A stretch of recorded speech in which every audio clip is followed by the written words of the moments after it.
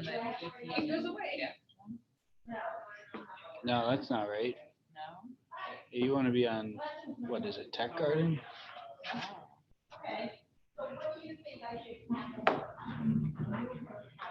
Not hack up.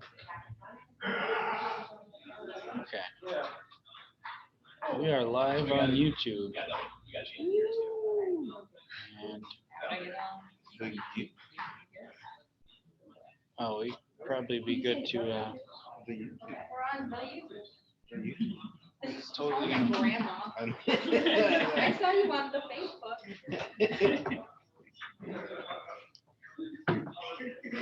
I work with someone that actually said it's typing Facebook.com, and so you're typing Facebook.com.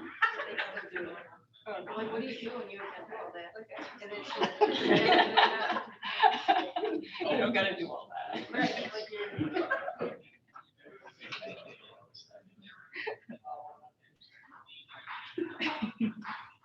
My friend's grandma called it face back. That's really Oh.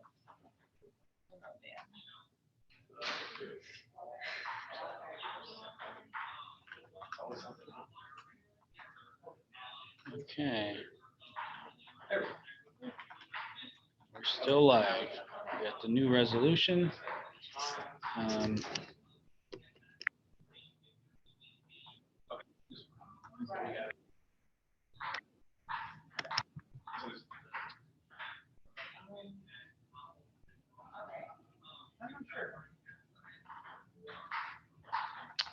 We're on the microphone. I think we're all set to go at any time. I'm gonna get a drink real quick and we'll get started.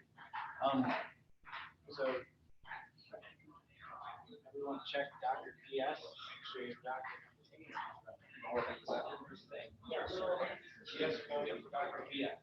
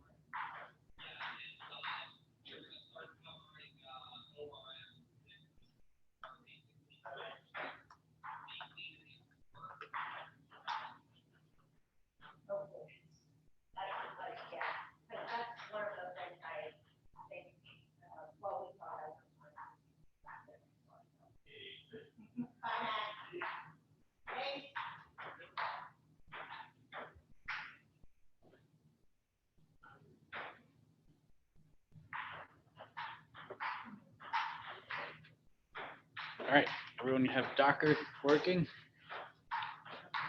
VS Code working? I'll bring mine up.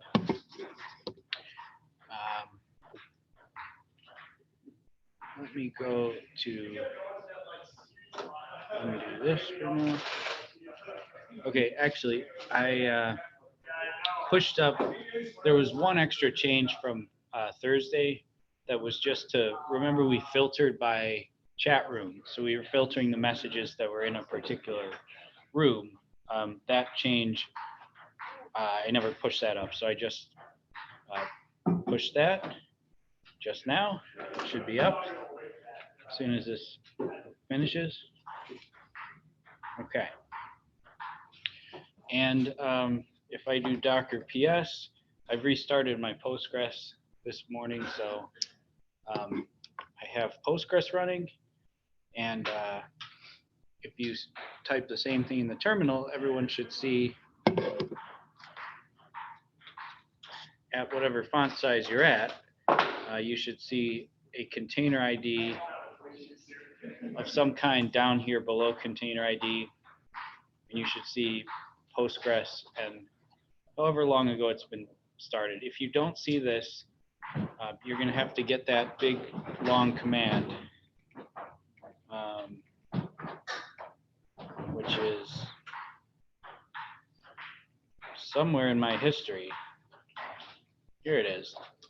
You're going to need to get this big, long command here and run that again. If I run it, it's going to say the container name is already in use because the container is already running. So if you run it twice, you'll see the error the second time. Has everyone got to VS Code and is running the Postgres container? Jaquay, did you get the Docker running last week?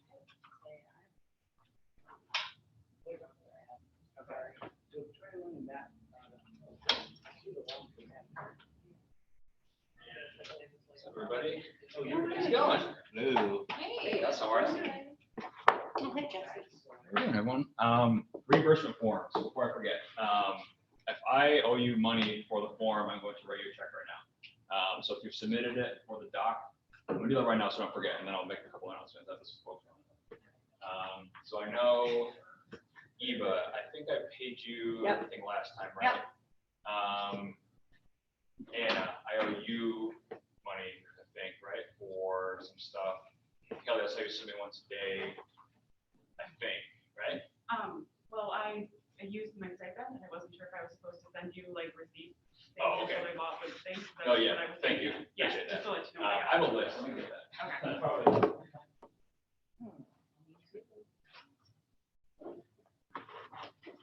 Have a good weekend. Enjoy some of this beautiful weather in Syracuse.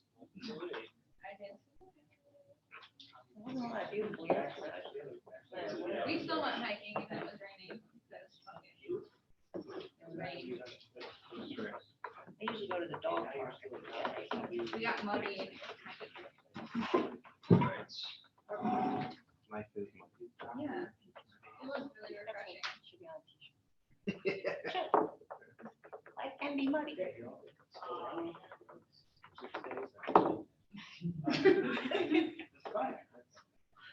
When you do it on a computer, you'll have to rerun that big long thing. It won't keep running when you restart. But as long as you don't, What am I trying to get to? The Postgres shell? No. I don't think he's an innovator. I think he just wants to see the Docker run Docker, yeah. In the terminal, see, you get that.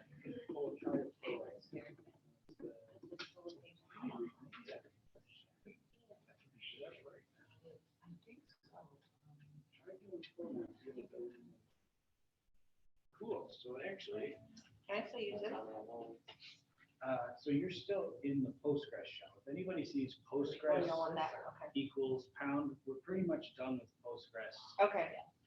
unless you want to for the whole week. So do \Q on Okay. this to quit Oh, Postgres. yeah, That's a /. that is a four.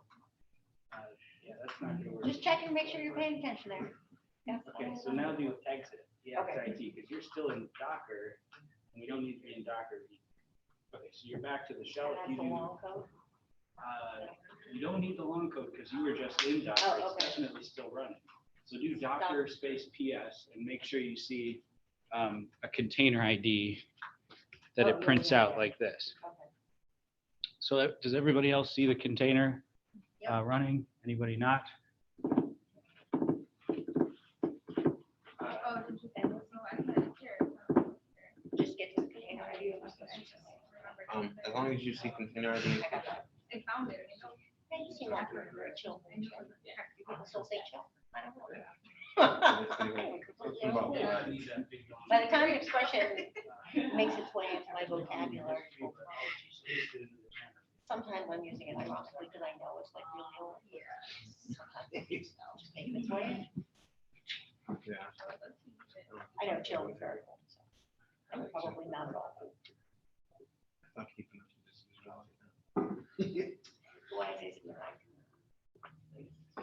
All right, I'm gonna come around and hand these out to folks that I have a big spreadsheet here, so I'll be clear in just a second.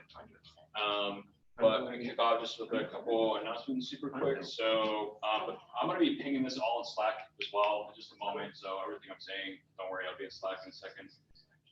The first one, so I shared a resource in the resources channel, and there's a really great resource, codemovie.org. I actually just found that out from a podcast. A lot of really awesome speakers on there, really good podcasts too. I've listened to a few myself. Definitely encourage you to check that out if you're interested. But more cool, I guess, there's a conference that they put on called Codeland, and it's the only conference designed for new and growing developers. So they have a bunch of talks and whatnot. Tickets, I think, go up in price on June 22nd, which is in a couple of days. But if you want to go to that, I believe it's in New York City, I think, we will pay for your tickets. So it's $100. So if you'd like to go, we won't pay for lodging. Unfortunately, we can't do that, food and stuff, but we can at least hopefully help with your ticket if anyone's interested in that. So I know a lot of folks have already pinged me on that. So if you're interested in that as well, just ping me and we'll pay for your ticket. And basically, I'll just write a check right now too for folks that are interested. So When is it? it is, I actually don't know when the actual conference is, but no, tickets go up July 22nd. So I know the runway is kind of short, but I think it might be a good opportunity. I'm sure it'll be an amazing networking opportunity too, it seems like, and a really cool conference. It seems like really the only thing of its kind. So if you're interested, let me know, and we'll pay for your ticket. So Cool. it's like a lot of fun. Hopefully I'll be able to go too, maybe. I'm not sure if I'll be available that weekend, but whenever it is. But yeah, if you're interested, let me know. I'm happy to pay for your tickets. Only a quick announcement too here. So one thing that I know that Linda and I spoke about, she created a little like Capstone project portfolio page for Albany Can Code. We would love if we could do something similar for Careers in Code. So if you are interested in doing like a little something, like a little side project or something, get some portfolio experience, it'll be on our GitHub, it'll be displayed. If you're interested in sort of partnering with myself and Linda for getting something like that, some capacity, just like a little fun side thing, let me know. I think it'd be really cool to ultimately display all of the Capstone projects that you've done so far and have like a little public portal if anyone's interested in that. So let me know if you want to sort of pursue that as a little side thing. It shouldn't take too much time, maybe like 2-3 hours tops. It'll really just be like HTML, CSS. There's no crazy backend or anything, at least what we'll be doing. So if anyone wants to do that, let me know. We can work together with Linda on that. Other one too, so Capstone sort of demos, touch points, etc. I guess first and foremost, how are people feeling about their capstones? Like good, thumbs up, middle thumbs down. It's okay if you're sort of, you know, in this space. It's okay. It's okay. It's wiggly. Okay. So I know we're really getting into like data modeling, and Gus and Max have been working sort of on figuring out what that data piece looks like.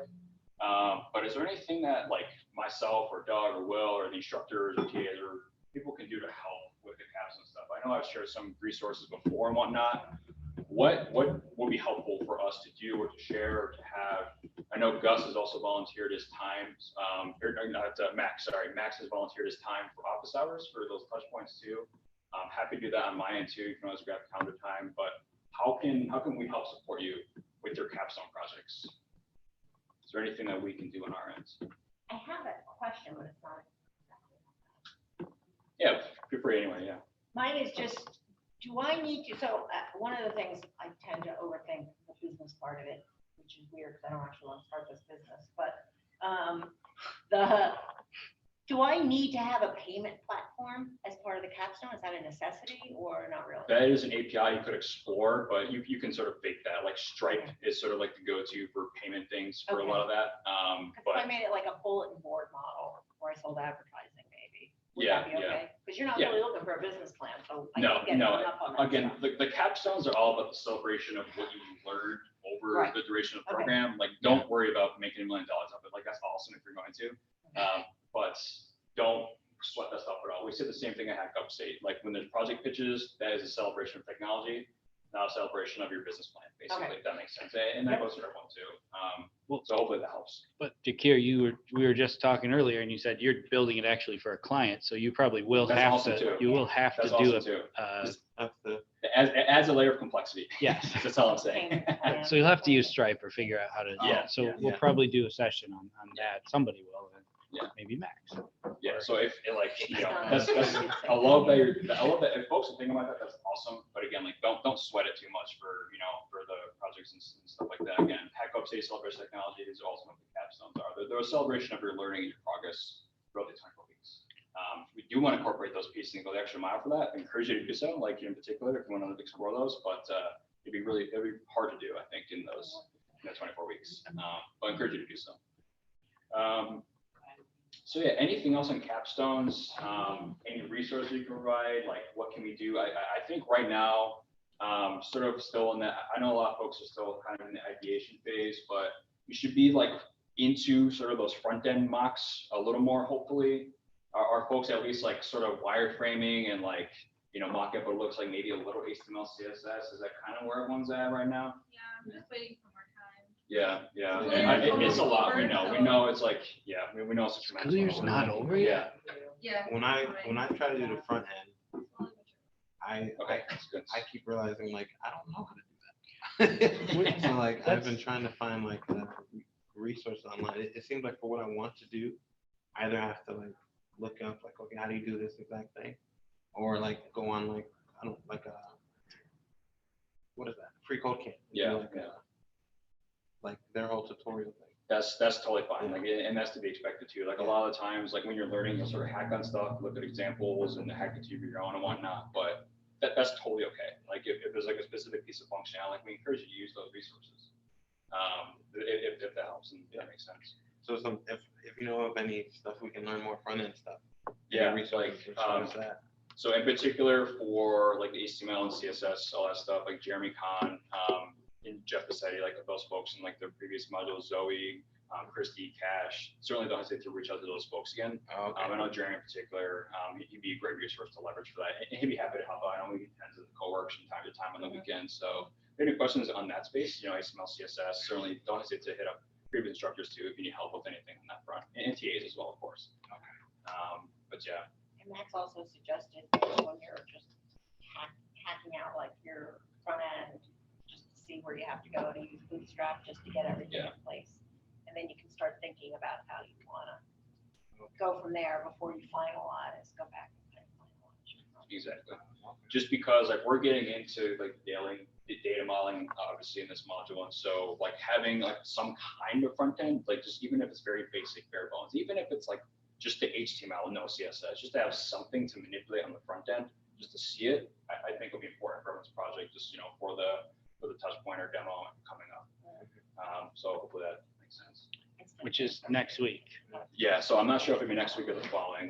That's Okay. still sort of TBD. I just wanted to get feedback to that. Okay. See what we're thinking. I'll open it up for a second. So today, most of today is going to be doing our data. We're going to start using the JavaScript. So we're going to do a very short intro of what ORM is, and then we're going to go right to most of an activity today where you should start building the data models you have been working on. I certainly hope you have them with you, or you've been working on them, and we're gonna start building them into JavaScript today. So yeah, it's cool. So with that, with what Gus said and sort of where everyone's at, touch point or demo day is upon us. So do we want to do that next week on Monday or the following week on Monday? I think it might not be a bad idea to do next Monday, just because this will be fresh for the data modeling. You can show off what your models look like, what your data looks like. If you have anything additional, show HTML and CSS. How do folks feel about that? And this next one can be a touch point and or demo day, if you will. If you have something to show, awesome. But hopefully you'll have something to show with these data modeling. So how do folks think about that? You think it's too soon, too late? We're flexible with these dates. So how does everyone feel? Does everyone want to do something on Monday while it's still fresh? Like demo day or touch point? You could do a thumbs up, thumbs down. What do you guys think? It's up to you. We can push it until the end of this module too. Yeah. I think I could use a deadline pressure. So is everyone comfortable with that? Like if it's totally cool if you want to push it a little further too, but I just think it'd be fresh. It'd be something you can show, talk about. You'll have Max next week, but you'll be able to talk about that with him too as well. Is everyone cool with that? So like a demo day and or touch point, depending on where you're at next Monday. Everyone cool with that?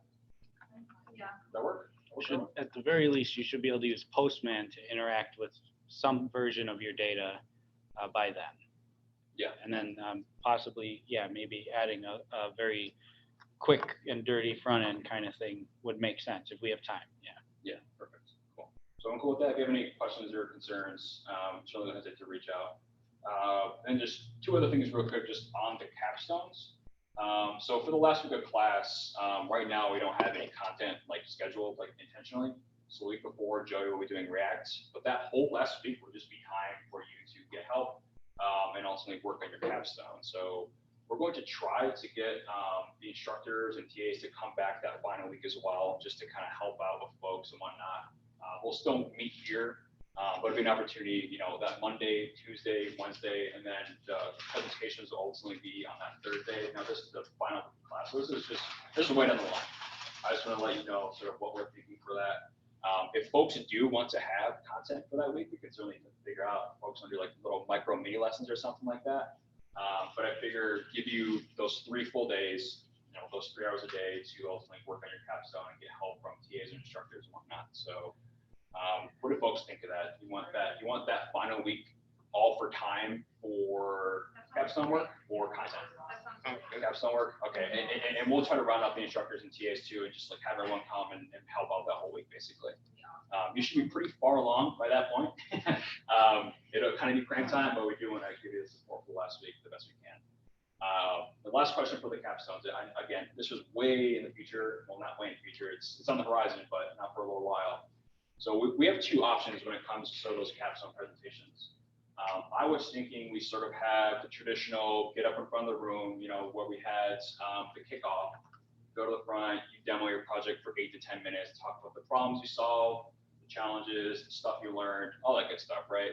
So like 4 or 5 minutes, talk about what it is, 4 or 5 minutes demo, give or take. So we could do that approach. Or we could sort of do like science fair symposium sort of, you know, ones like that, where we have everyone basically in the main foyer and employers and folks kind of walk around and you can show what you built there. I'm open to either option. So I wanted to get your thoughts just because we got to start firming up like venues and whatnot, and availabilities and all that good stuff. So just a quick show of hands. Who sort of wants to come to the front of the room 8 to 10 minutes and, you know, project on a laptop like that? Who wants that kind of approach? Okay. If we do that, will we have like time to like mingle after? Yeah, absolutely. And so that's the whole plan basically. So, but before as well. So before, you know, I assume we'll have another 5:30 depending on venue availability. So 5:30 to, you know, 6:30, 7 will sort of be demo time, and then 7 to 8, whatever. Basically just like how the kickoff went for time frame, and then everyone can mingle afterwards. So yeah. And then, yeah, so the other option is the science fair, which I don't think many folks had a preference towards. It's just an option. I've seen it done before, like going to boot camps, so just throwing it out there. People might be interested in that. So it looks like the vote is towards sort of the come to the front of the room. Dana's at the front door. Oh, thank you. Thank you. Yeah. Appreciate it. So if everyone's comfortable with that, we'll tentatively go with the come to the front of the room, your demos. If anyone has any questions, comments, concerns about that, just don't hesitate to reach out. But this stuff is way down the line, but we got to get like venues and all that good stuff firmed up for those. So hopefully that helps a little bit, you know, with some hopefully comfort around the capstones. Expecting hopefully this didn't scare you or make you upset. But you know, we're over the hump. And so it's really going to the ramp up content wise, but capstone wise too. We know it's a lot of work. We know it's a ton of work. But it'll be amazing. You get up there week 24 and show off all the awesome stuff you've learned and the awesome project you've built. So hopefully that'll sort of encapsulate everything. And again, this is one thing that employers have made very evident to us, more than one. They said that we want to see a full stack application from your students, because that shows, you know, the front end, back end databases, you can build this whole thing. And folks are hiring for full stack developers. Full stack. Sorry. So yeah, so hopefully that, you know, helps to why you're doing this right. It's ultimately because this is what the employees are before, and if you can show, you know, that you have made this app, it's gonna be the conversation of your interviews. You're gonna show this amazing thing, you're gonna say, oh wow, how'd you build that? What'd you build? What'd you break? And you're so going to be able that'd to cool. talk about it and understand what you built. And you can understand end to end your project. So, so hopefully that gives some reassurance. And so why we're doing this thing, not just because we're giving you work, it's because employers wanted to see this. So hopefully that helps for some context if I haven't made that clear before. Cool. Any questions? I know that was kind of a lot to unpack. I'll be posting this all as well in the Slack channel like I always do, but any questions, thoughts, comments, concerns? Did I scare anyone? I'm so scared. I'm doing my best. And I'm excited with the Capstone. I'm super excited. I'm like, Sounds like I can't wait to see, for how far you've all come for this. So, cool. All right, everyone. That's all I had. Gus, I'll hand it over to you. all right. Thanks, guys. Thank you. All right. So basically, today we have just a very quick kind of like intro to the thing we're going to be switching to this whole week, which is not typing SQL, select, create table, foreign key, et cetera, et cetera. It's going to be something that sits on top of that, and it's all JavaScript. So we're going to be actually writing JavaScript function calls and interacting with JavaScript in such a way that we don't have to actually put together the string to send Postgres and have it run it. We're going to basically skip that step and get a very nice convenient tool which will say, I want to define an object called something and save this to the database. It will go and save this. And then I want to get the object and get it from the database, and it will give you a JavaScript object. It won't give you a string or anything. And so it basically lets you cut out a whole lot of the actual little, details that we were doing last week and skip them entirely in most cases. And probably, again, this will be true for all of your capstones that I don't see that any of you will have to write actual SQL, including if you're doing geographic data. This thing I just looked into, the thing we're using actually has the correct types for points, and if you're using Postgres, so that or MySQL, I think they both actually support. It's a type for like points and coordinates, and I think that means you won't have to do it either. So anyway, let's do the real. This is. So we're going to spend most of the day basically converting our chat server to use this new method so that we don't have to write the SQL directly.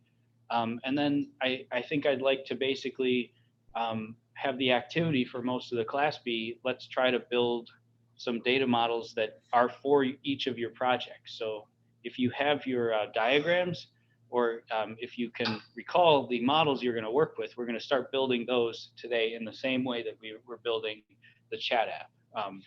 Not last week, the way that we're going to convert the chat app to today. So first, so ORMs, this is how you would sort of use databases in your app without actually writing SQL. ORM stands for an object relational mapper. And what that means is that JavaScript objects are mapped to SQL relations or tables. Remember, a table of data is called a relation. So each object is mapped to a particular table. And more specifically, each object corresponds to a row in that table. So we're going to be using an ORM called SequelORM, and this basically is the only SQL ORM that you can really use in JavaScript. Now, later this week we'll look at MongoDB and Mongoose. It's not a relational database, but it's a place to store data, and there's actually much better tools for that for JavaScript. But this is all we have for SQL in JavaScript, and unfortunately it is not that good. And so we're going to have to it'll work. It all works fine, but the documentation's a little weird, and you know, if you're going to do this in production, you kind of have to do what's called writing your migrations on your own. Like it does not generate, like it does not actually transform the database for you, except in development. So I mean, it'll be fine for your capstones and everything, but we're going to have to basically deal with the fact that it's, you know, it's not that great and it's not the best choice. You know, both Ruby and Python have much better ORMs. Ruby on Rails, Django. Python also has SQL Alchemy. Ruby has other stuff, I think. And it's just really kind of, this is one of the weakest places for JavaScript in general. That doesn't mean a whole lot. Like this is going to work fine. Just like if it looks weird and difficult, part of that is that it's the best there is on JavaScript. So, okay, so let's get right into our activity. And the activity is going to be to change our chat app so that we are no longer using direct SQL commands, and we're going to use the object relational mapper tools instead to work with those data models without having to touch SQL, without having to write it. We're just going to be writing JavaScript.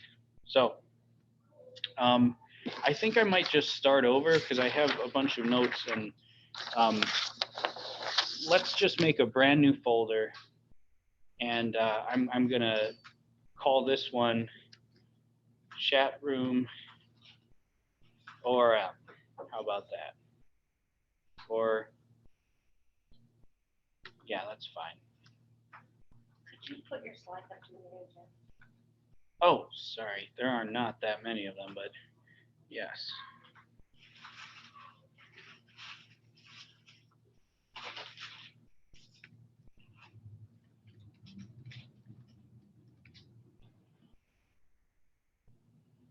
Oh. Okay, so we're going to go to this new folder. We're going to make a brand new file. We'll call this one server.js, just like before. And some of these things we're going to just sort of do as is. So we still need Express.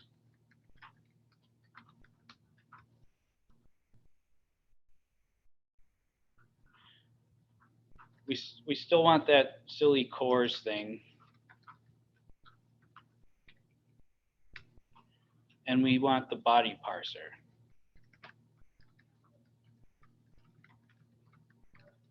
So these are still needed.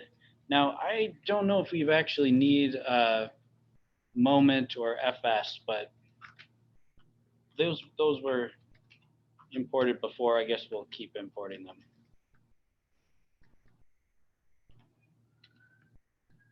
Okay, so it's just a bunch of require with the string in it, and then we're going to assign it to a variable.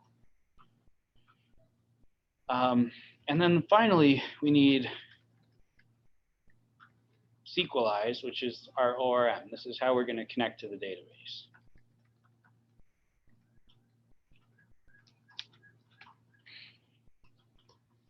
Okay, so I think right away we can go to CD. So I'm going to go down to the terminal and go into my folder here.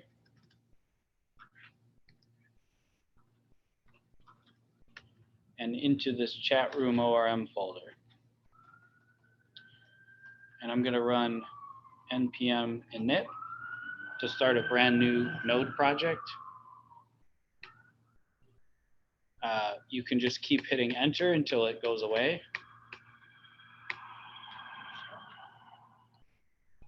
Oh boy. A lot of personnel in motion. Okay, so you just hit enter until it's happy and it goes away. Is that it? Number 3? Yeah. Fire or police? They were all police.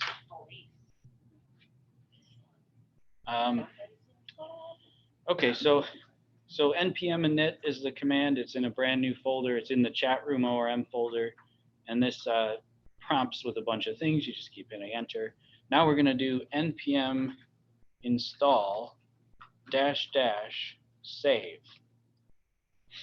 And we're going to list all of the packages in order that we need to, in order to run our app. So we're going to say express space cores space body parser space moment space.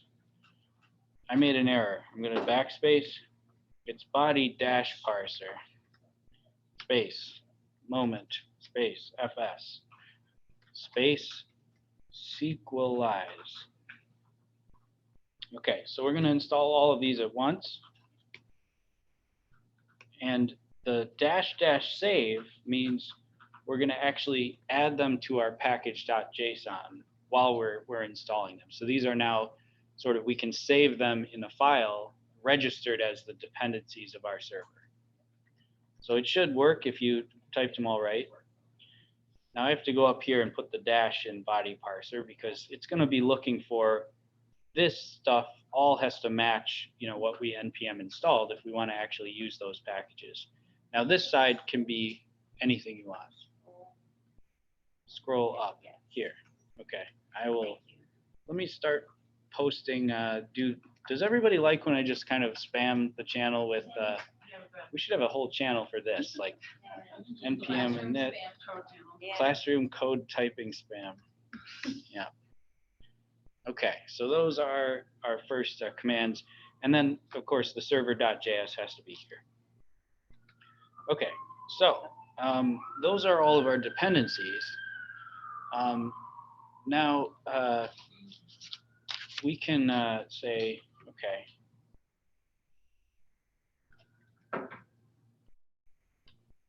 ConstDB, and I'm going to call it DB. So this was lowercase sequelize, and then we were like SQL uppercase, and I don't like any of the names. This one I arrived on, and I actually like this.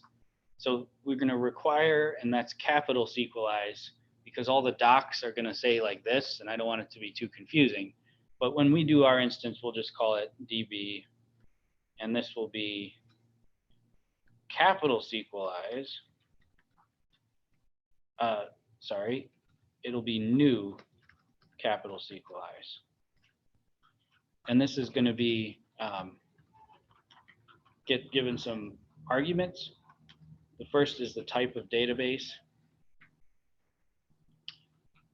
No, the first is the database name. The second is the username.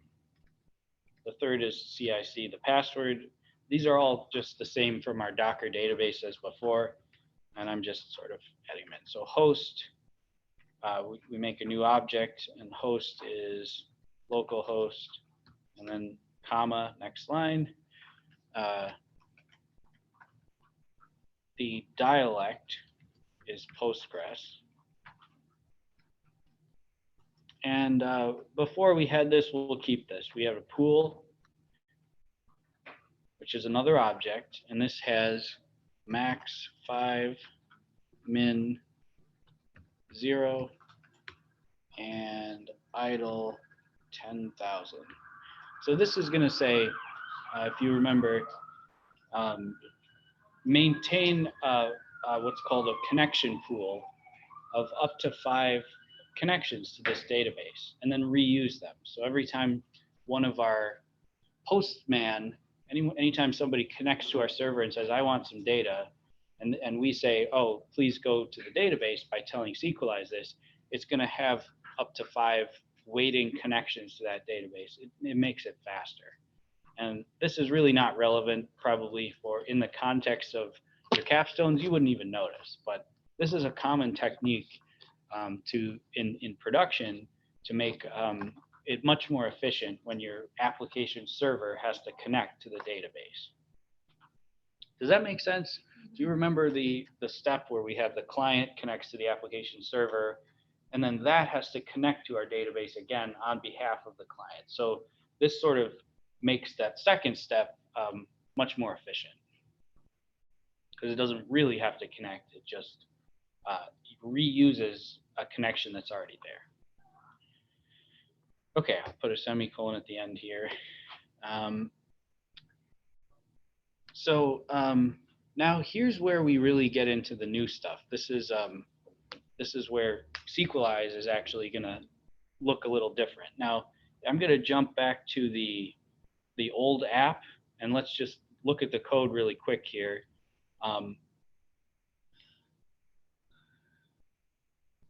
When we did a send, when we were saving messages, we did Sequelize, which is, we call this DB now, but .query. And we put a raw like string of actual SQL language into here. And then we replace these certain values by doing this thing with the replacements. And we do the same for reading. We have a query, and we have the SQL string, and we have replacements. Instead of doing that, we're going to basically just tell Sequelize, we know that there's this thing called messages. And then once you do that in the right way, you can tell Sequelize, save a message or give me a list of messages. And it sort of knows what you're talking about. It knows which table to go to. It knows how to write that SQL for you. And then all you have to worry about is that messages is an array of JavaScript objects. This is the whole idea. So in our case, we're going to need to start by defining what those things are. And we have two. We started with two, and we added a third on Thursday. But the first two are users and messages, right? And remember, user each message had a foreign key pointing to a user. So each user could have many messages that were associated with that user. So we're going to describe all of that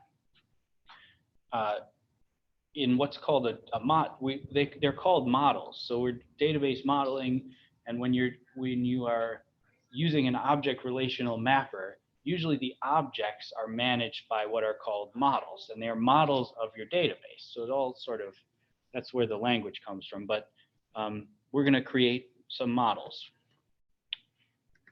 So the first one is user, and the convention here is to make it capitalized and single. So user, and that is going to be, we call the DB, right? That's our Sequelize, main thing. Dot define, and we're going to tell it which table first, and that's the string user. So that's I think that's actually different than our didn't we call it users plural when we did the raw SQL? So we might actually end up with some junk tables in our database that have old data in them, and we'll have these singular ones which have new data in them. But this is what we're naming the actual table. And we're going to define the shape of that data with a JavaScript object. So we'll start with curly braces here and hit enter. And then each key in this object is going to be one column in the table. So we're going to list out the columns here in this way as if they're keys on an object. And you'll see sort of why we're doing this in a little bit. So I'm going to finish this one, and then I will push to GitHub in case anyone wants to copy. We have a little ways to go, but we'll soon have two models, and then I'll show you how to use them. And it should not take more than another half hour, I hope. Okay, so we have name. That's the user's name. Now you notice we can skip ID. Remember, I was like, well, every table should have an ID. ID should be unique, blah, blah, blah, blah, blah. This thing already knows all that. It's like, it's going to put an ID on there no matter what, because it's going to need to be able to figure out which user is which and link which user to which. So you can just like sort of ignore that and assume when you're using the ORM that it's going to handle that for you. So that's nice. So we have to make a name column, and we used to have we had several columns here. You have email. Now you can add additional properties instead of just saying capital S sequelize dot, some magic type here, you can give it several things to do. So this is the same as saying type colon and then the magic type. And this, of course, is going to turn into varchar once it's in the database. It's going to know like, oh, this is Postgres, so it's called a varchar instead of a string, but it calls it all capital string. It's like a special magic thing that you use to say it's a string. We want to say this is unique, because why not? Email should be unique, I guess, per user. And let's say allow null is false, because you got to have an email. Now you could not have a name. Your name could be null, and name could be shared with the same as somebody else's. But email, let's say that's how people log in or whatever. So it's got to be unique per user. We don't want to make 2 users with the same email. And then let's add state. We had the state code.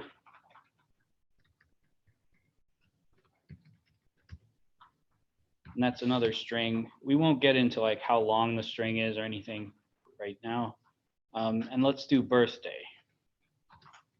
And that's sequelize dot date. So this one's a little weird because date in sequelize actually converts to timestamp with time zone or whatever in Postgres. So this is a full date and time. If you wanted just a date, I think we actually need to make this date only. And that's just a weirdness that you got to get used to if you're using sequelize. Okay, that's our user model. That's pretty much that's all we have to tell sequelize about this table. And it's going to know ID is automatic. It's got to have an ID. The ID should be unique, of course. Email should be unique. These others are the types of and these are the columns where we're going to use on the, to refer to these columns in our JavaScript objects. And that's it. So this one has special properties. It's unique and it cannot be null. Okay. So I'm going to quickly just commit this. Initial model for chat room app with ORM.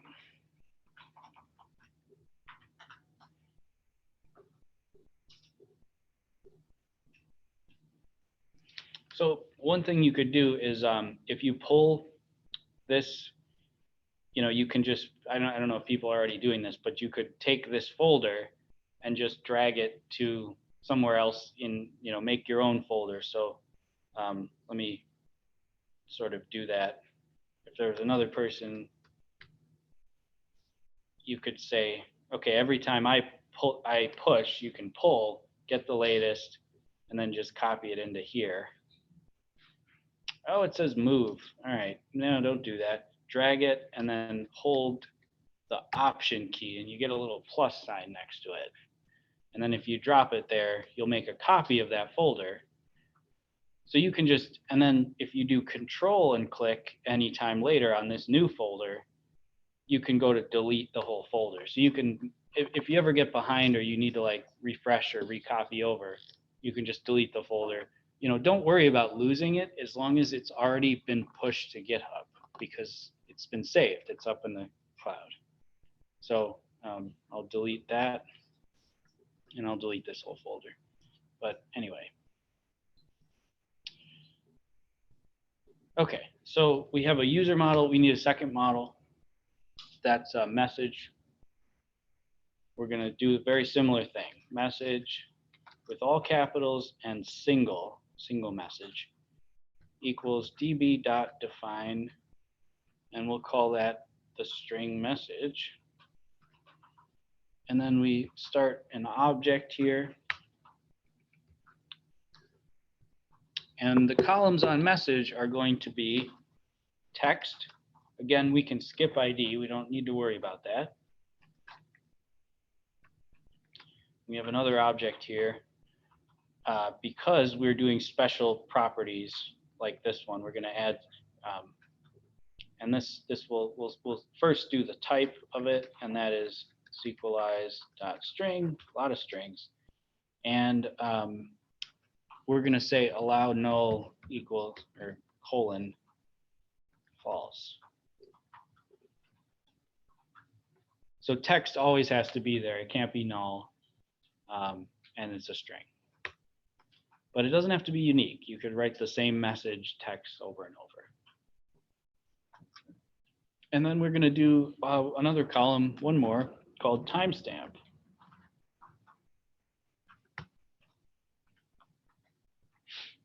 And we say type of this is SequelORM.date.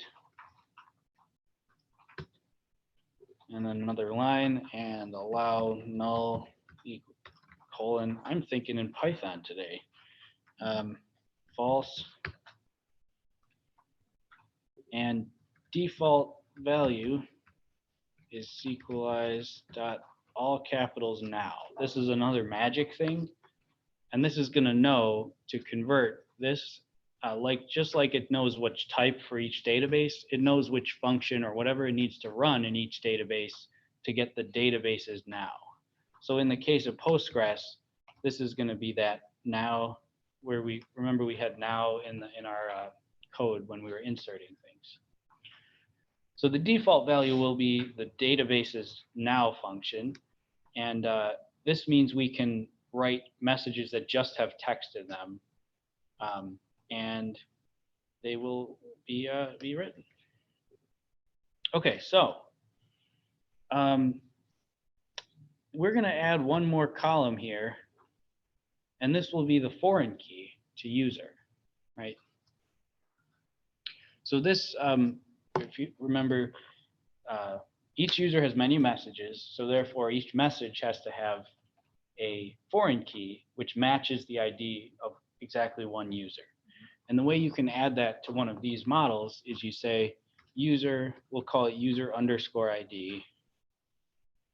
And this is going to have another sort of big object here. This type is going to be SequelORM.integer.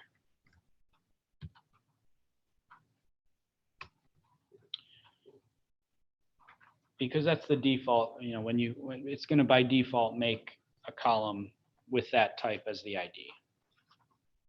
So this has to match, obviously, the type of the user ID because they have to be the same value.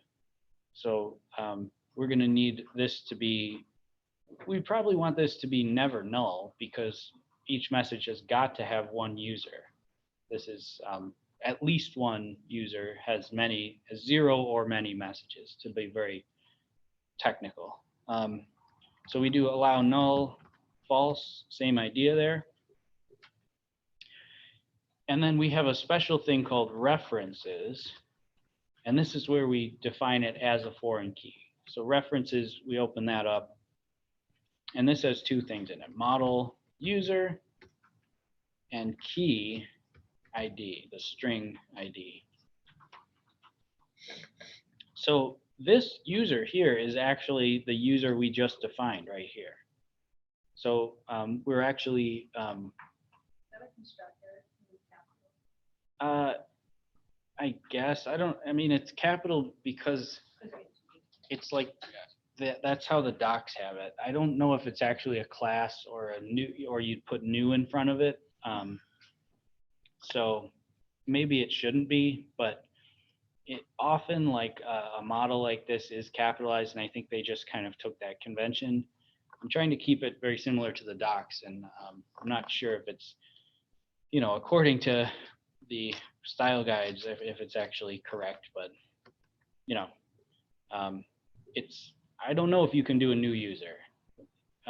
We're not going to, but it may be possible. But I don't think that's why it's capital. I think it's, yeah. Okay, so that's it. We have our two models. And from now that we've defined these two in this way, we don't need to make the database tables. We don't need to link them together with foreign keys. and we don't need to like know how to type select from user and substitute the right things and everything. We can use the built-in conventions that this object relational mapper provides to save, load, and do all the normal things. And then we still will have a Postgres database, which is running in our Docker and all of that.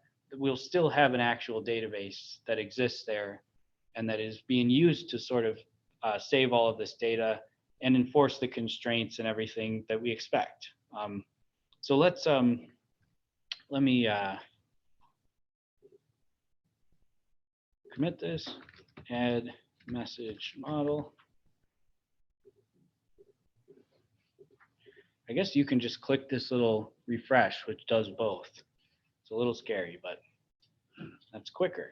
Very nice. You can just click this all day. It's like a stress reliever.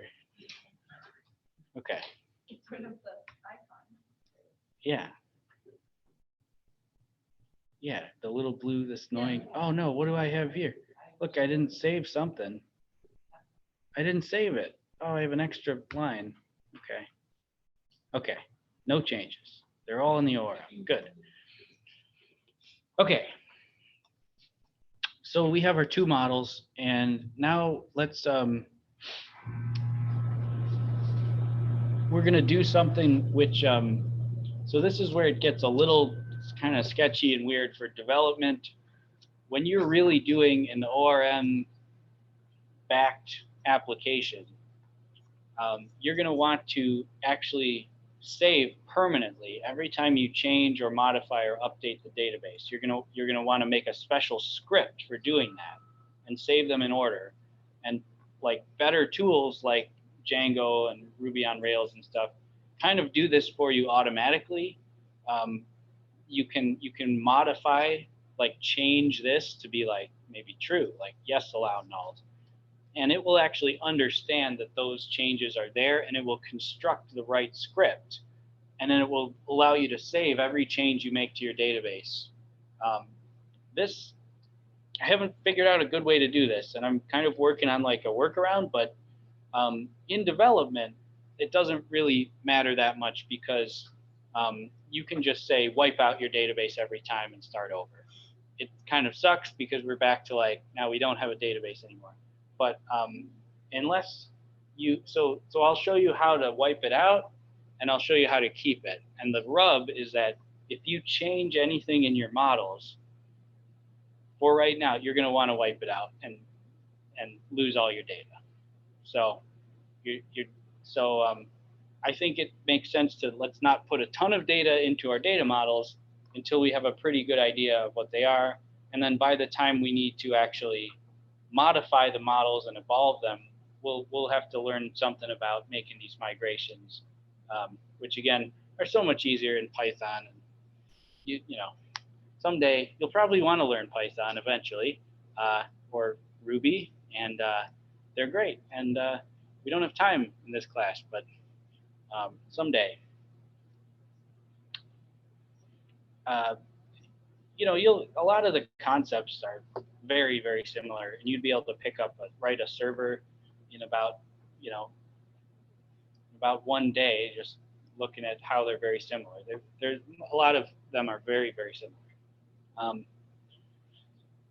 Okay, so that said, we're going to write this code, which sort of wipes out everything and then builds our tables every time we need them.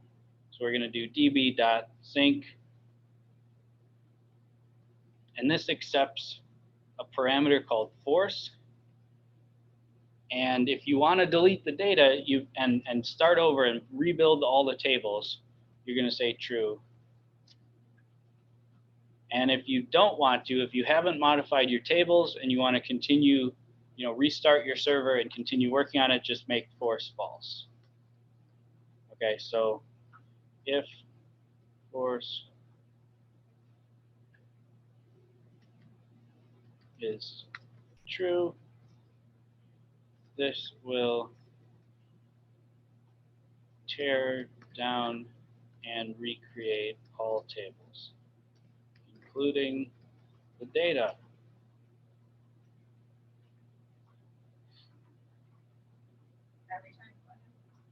every time you restart the server.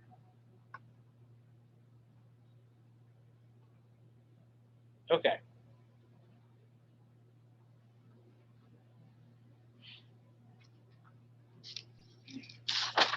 So we can basically, I'm going to copy, a couple of these are just the same boilerplate, so I'm just going to copy them for time from our chat room app. This last part is just start up the server, so we'll just copy that whole chunk. This goes all the way at the end. And then there's also this stuff. So it's like app equals express, and then app.use cores to put the headers, and then use the body parser so we can parse the body. So I'm going to copy that piece. This goes right here. And now in the middle, we'll define our endpoints. And let's start with having the same endpoints that we had before. So we had send and receive. Let's start with receive. So we'll do app.get receive /receive. That's the first argument. And then the second argument for express to define this thing is a request response. So these are request and response variables. And this whole thing is an arrow function that looks like that. And inside here, we need to figure out eventually what we're going to call with res.send, because this is how we send something back to the client. So what we're going to send when we receive all messages will be message.findAll, the capital A, and this will return a promise. So this whole thing is still, it's based on promises. So we're going to do then, and inside then we have another arrow function, and this will be messages. We'll call the variable that it gets messages. And we can do right away, it's a one-liner. We can say messages, and we return res.send messages. All we need to do is run that somehow. Actually, yeah, that'll work fine. It's very similar to how it works before. So if we say down here, node mon server.js. Now, again, every time we restart the server, we're going to be wiping out our database because we have this forced true. So maybe we want to think about switching this in the future, but for right now, that's fine. We don't have any data yet. And we'll start this up, and it crashes. Please install PG package manually. Okay. So SequelORM is expecting to see some lower level package for connecting to Postgres. And we must have done this in the other folder, but never installed this here because it's not listed in our dependencies. So I'm going to do Control-C to quit that. And then npm install --save PG because it just told me to.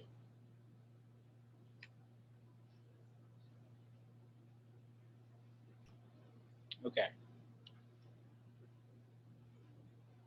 That's one more for the.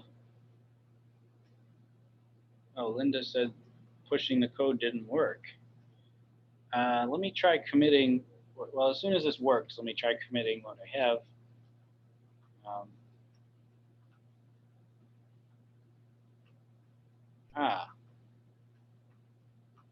Address is already in use. So I was running it out here. Whoops. Okay. So if it's all working, it won't print any red text, and it will do this stuff, starting this, And then look at all of this SQL that it's executing. It's just executing a bunch of stuff. Drop table. This is with deleting all of our tables. And then create table here. And then I have no idea what this is. And then drop table messages and then create table messages. And then this must be like bookkeeping for its internal catalog of all the tables. So it's done everything to create the tables that we need in SQL. Does everybody see this if they're running it? Or I'm going to commit it right now. Finish first server with ORM. Okay, I'm going to pull and push maybe just to be sure. Linda, try that now. Hopefully that did push.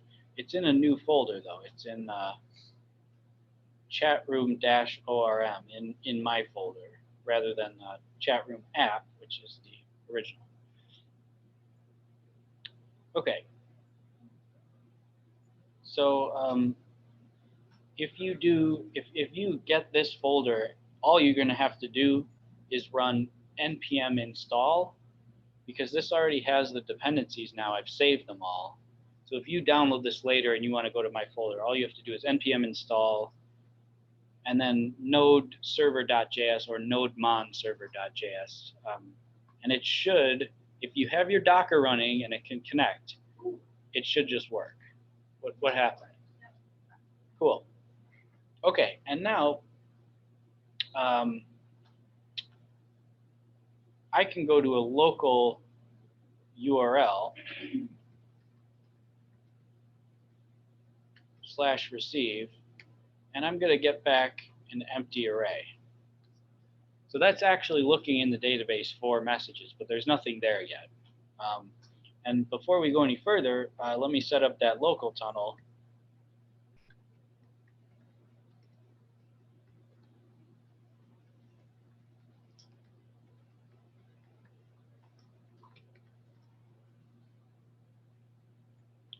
Okay, we are live on the same place as before.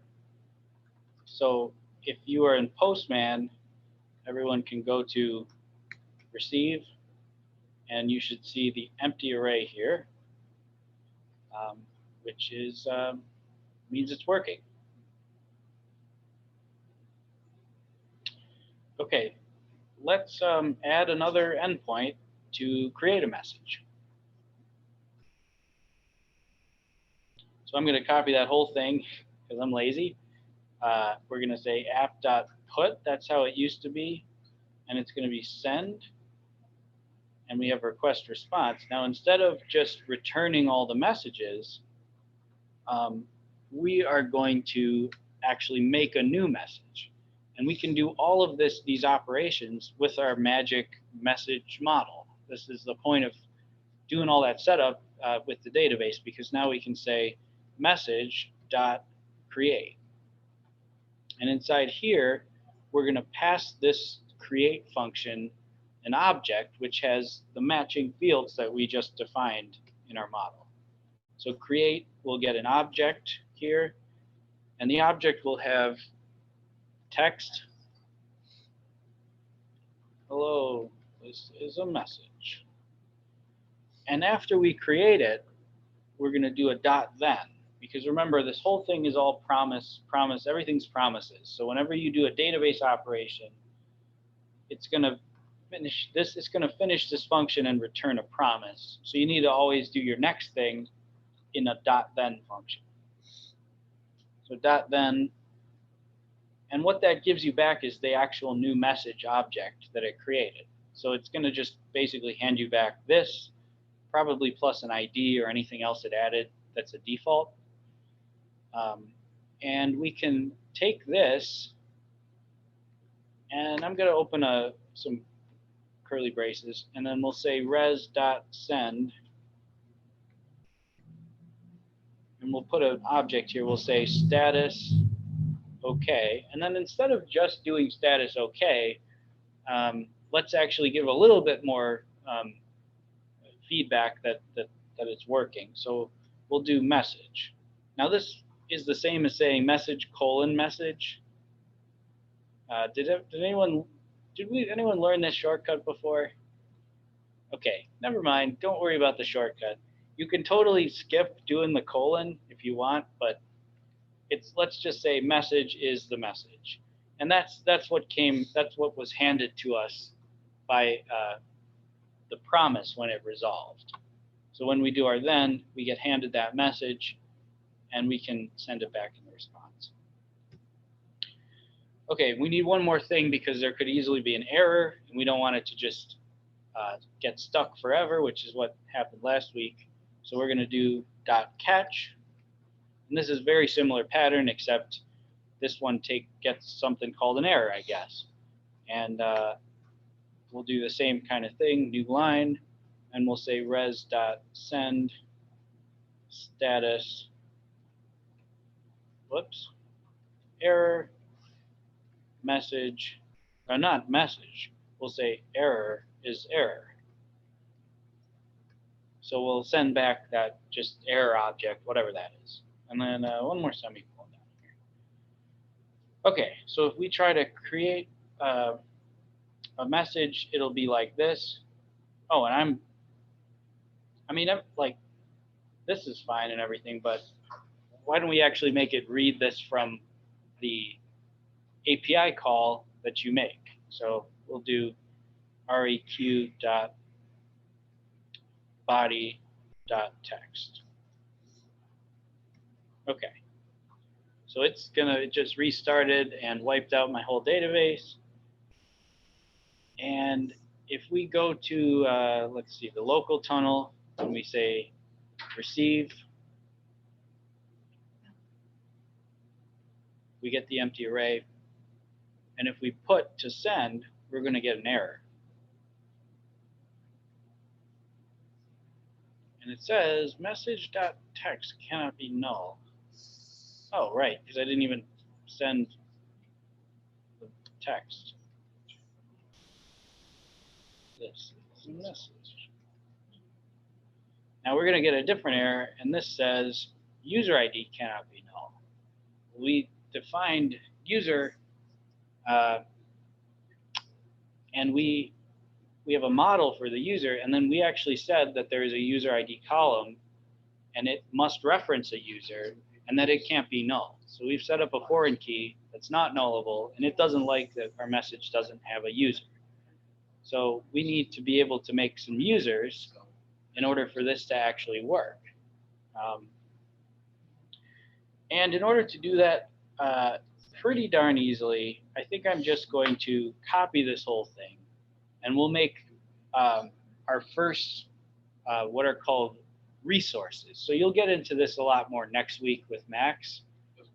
But when you do an API and you have different models and concepts, if you have a message model and you have a user model and you have that data that you're saving both of those kinds of things, and you're managing both of those kinds of things, it's not uncommon for you to have a messages, like a /messages endpoint and a /users endpoint. It's not always the same data is the same endpoints, but it's not uncommon. So we're going to add 2 more endpoints here, but first let's rename these. So because this one is a get and this one is a put, these are different functions. These are different HTTP methods. So we can actually say messages and messages, because we're getting messages or we're creating a message. And really, when you're creating, this should be a post. So we're going to make get and post messages. So we can get all the messages, and then we can create a new message, and they're at the same URL here. So I'm going to save this. Oh, and we need to do the same, basically the same 2 exact things, but we need those for users so that we can actually make a user, so that then we can say which user the message is for, so it won't yell at us. So I'm going to just copy both of these, and we'll do a little editing here. App.getUsers, and we'll say user.findAll, then users, send the users. And down here, users. And we'll say user.create, and we'll give it the email that's from the body email.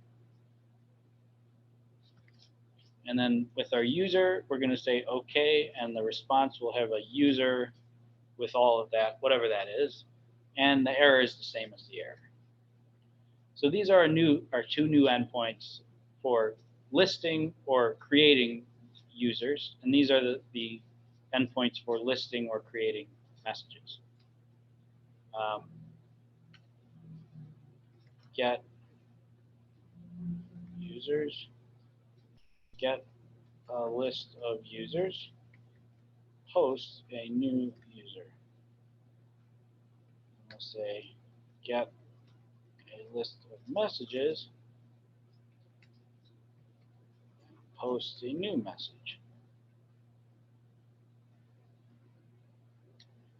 So those are pretty similar, and they're using the same kind of thing. It's just they're two different SQLized models, which are going to end up writing the data and reading the data from two different tables. So if we go to Postman and we do this address / messages, and we put, we should get the same error as before because it's now moved over to here. Oh, we changed it to a post. So post to messages, we get the same problem. If we get messages, we'll still get the empty array. So those two endpoints are the same. I'm going to copy this, and if we do a brand new request to users, and we get users, we're also going to see an empty array because now it knows what users are. It knows to respond and to load them from the database, but we haven't created any. So there's no users. Sorry. Yep, this should be much larger. Okay. Is that readable? Yeah. Okay. So let's make one more.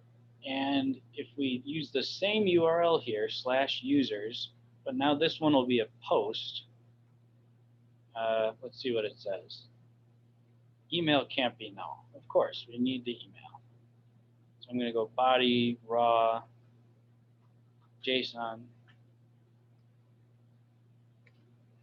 And I'll say email is @email.com. Okay. So this time, if I send it with an email, it says OK, and it echoes back the user. Now it's created an ID field or an ID column in the database, and it's already, it knows to automatically increment that by 1, so you don't have to set it, and you don't even have to define it. It's just going to know to start putting IDs in, starting with 1. The email is what I said.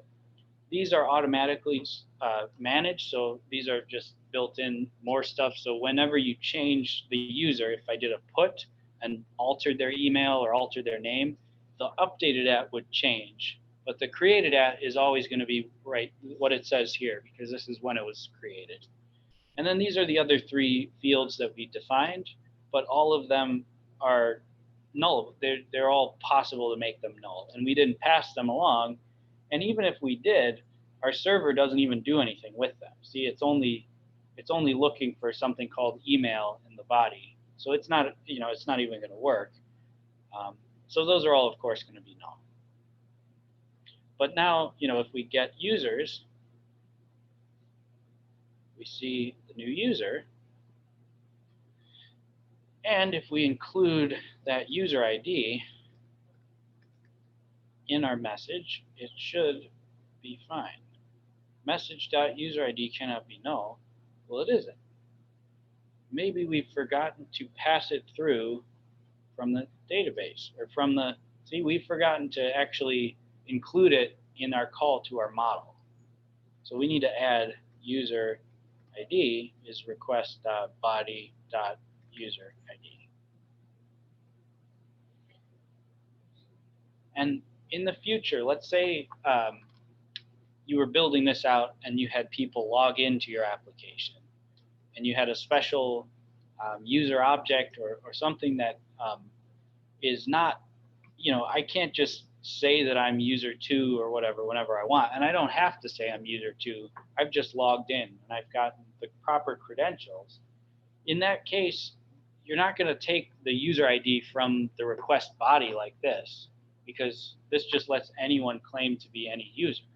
In the future, you'd probably have a separate mechanism which is going to like give people a cookie or a token of some kind when they log in, and then they would post back with that token, and you'd know to be able to take that token, and figure out which user it is, and then that's where the source of this user ID would actually be in this line. So you wouldn't permanent, forever, we wouldn't be reading this right out of the message body, but it's the easiest way to get it working, and we'll start there. So now it should not work because the database was wiped out and we lost our user. So first, what I'm going to do is our users and our messages, they're stable for now. We're not going to alter these models here for right now. These are okay. I'm happy with them. We might add a new model later. So I'm going to change this force to false. And this should at least let us like restart some and not lose all of our data.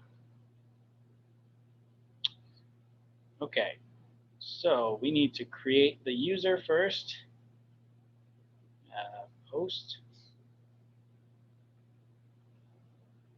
This is back to 1. If we do it again, obviously we're going to get ID number 2. So we have 2 users now. And when we post this with either of those, we're going to get back the message, the user ID that matches, and let's say user 2 replies. You can also use that one. That's all fine. User 3 doesn't exist, so it's going to echo back an error from Postgres. So we have all the same kind of tables, we have the same data, and we're able to move it back and forth and serve it across the internet and stuff like that, but we're not actually having to use the SQL commands. It's pretty safe to do. We don't have to worry about remembering, like always make a unique ID and things like that that you have to do every time. So that's pretty much the setup of using an ORM. Are there any questions right off the bat about is this extremely annoying that now we've went back, the pendulum is back to JavaScript and we just learned something for a week that you're going to hardly use for the next year? Or how do people feel? Okay, I'm happy. This is really cool. I really don't like that it deletes the data and it's really not the best ORM. I don't like that, but it's a pretty good one. And this kind of stuff is, we're going to set everything up so that you will be able to run a production database, and you won't have to deal with this. There's quite a bit more kind of like boilerplate that we have to go through in order to do what's called the migrations, which will let you do that. But for developing for right now, you should just be able to force true whenever you want to just destroy your models and rebuild them or alter them. And then when you want to be able to restart the rest of your server without altering your models, you switch it to force false. And that should be, should be good for now. So I think what we should do is spend the rest of the day, let's get into building these same kind of models for your data models. Does that sound like a good activity? Okay, we're gonna have to do this at some point to get your databases working. So I think it's time. User and message endpoints don't overwrite database. Okay. So that's in my folder. Let's, who has a data model that they feel pretty good about? And who wants some free help right now? Kate, you were first? Okay. So you're the dog matching app? Okay. So you have that on Draw.io or on, do you have a diagram on the internet or is it hand drawn?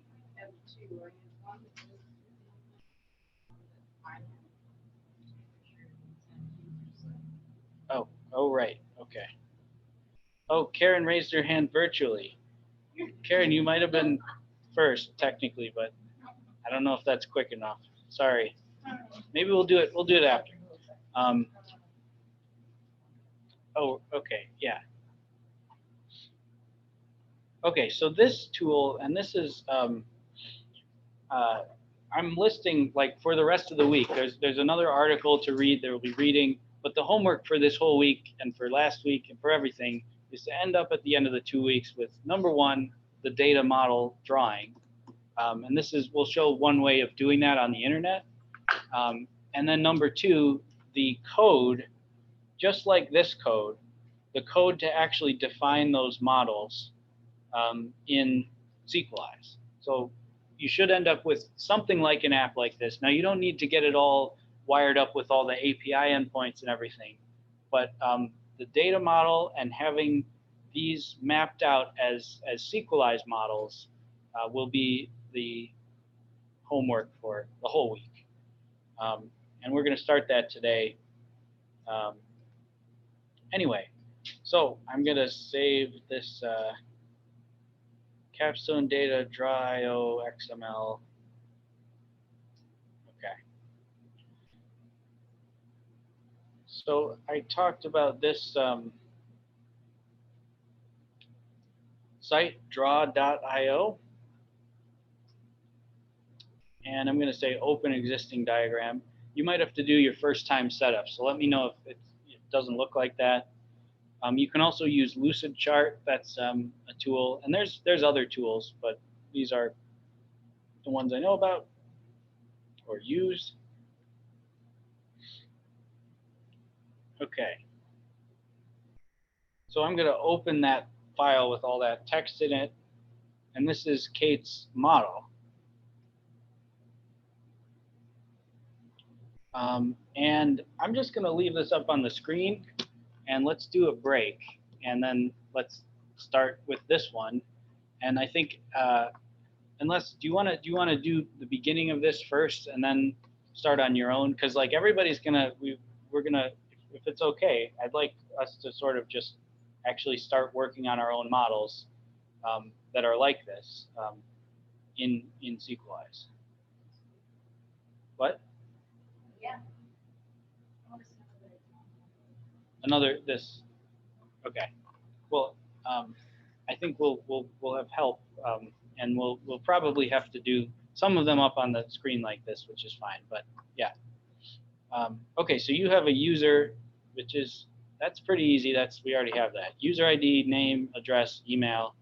The only thing we don't have is address.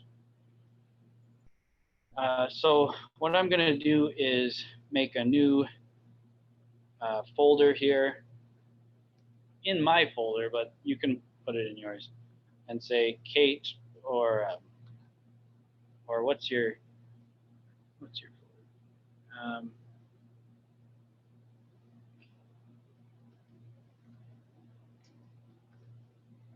Okay. No, I don't want a folder. I want a file. Models.js. It won't be a full server or anything. I'm just going to put some text in here. And we can copy most of this user model, I mean, right as is. I think most people are going to be able to copy some version of this user model. And this just looks like this. But your model, you've added, the ID is taken care of automatically. You have name, address, and email. Do you know which of those you're going to require people? I mean, usually you require email. Would you require someone to put a name as well? Yeah, I would probably do name and email. Okay. Okay, so we'll add this type is still string, but allow null is false. Now email is required, so null is, you're not allowed to have it null, and it has to be unique. Because, I mean, that's not necessarily true, but if you imagine people are going to be logging in to your app, it's almost certain they'll log in with an email, and you need to be able to, say who each email belongs to. So then they don't have state or anything; they have address, and that's just a string. Now this is actually pretty good. There's a lot of examples and a lot of applications have address broken out, like address line 1, address line 2, zip code, state, city, whatever else. That's okay if you're doing like a local app. So if you're doing something where you want like East Coast or American users to like have an easy time with, or even Canadian or some other like that are similar enough where it's like zip code or province code maybe is the only difference. But if you want it to be like actually international, it's often really good to just say address and put your address here. And unless you have to like figure out how to mail to them, just, it means you'll have less of a headache later. So if you do need to know their zip code or to be able to fill out like an actual postage, form on their behalf or something like that, you need that data maybe in a standardized format. But in this case, I think leaving it as one field makes sense. Okay, so users have many traits that they're looking for, right? So this is dogs are going to be paired with users according to traits that the dog and the user share, or that the user is looking for that the dog has. Is that right? So a user has many traits they're looking for, and they have many dog matches. These are basically like dog matches, yeah. Where'd it go?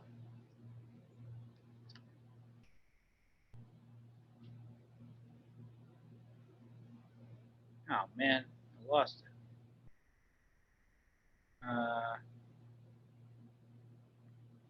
There it is. Okay, so this is like successes. That's, yeah.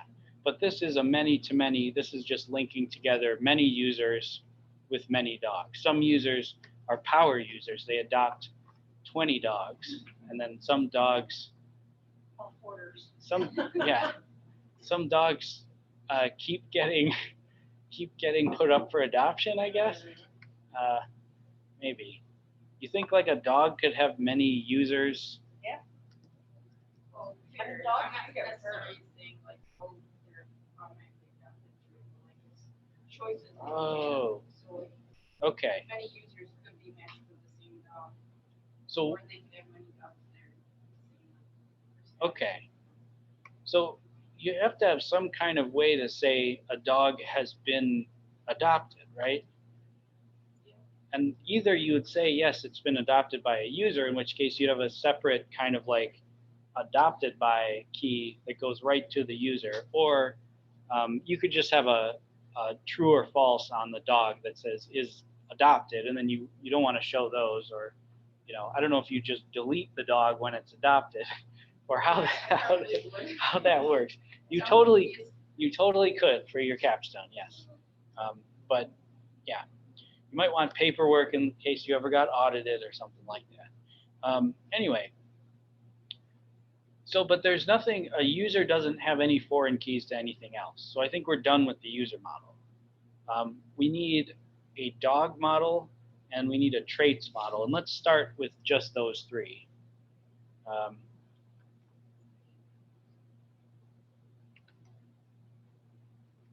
So a dog is we'll have the table be called dog, The dog has its own ID, sure.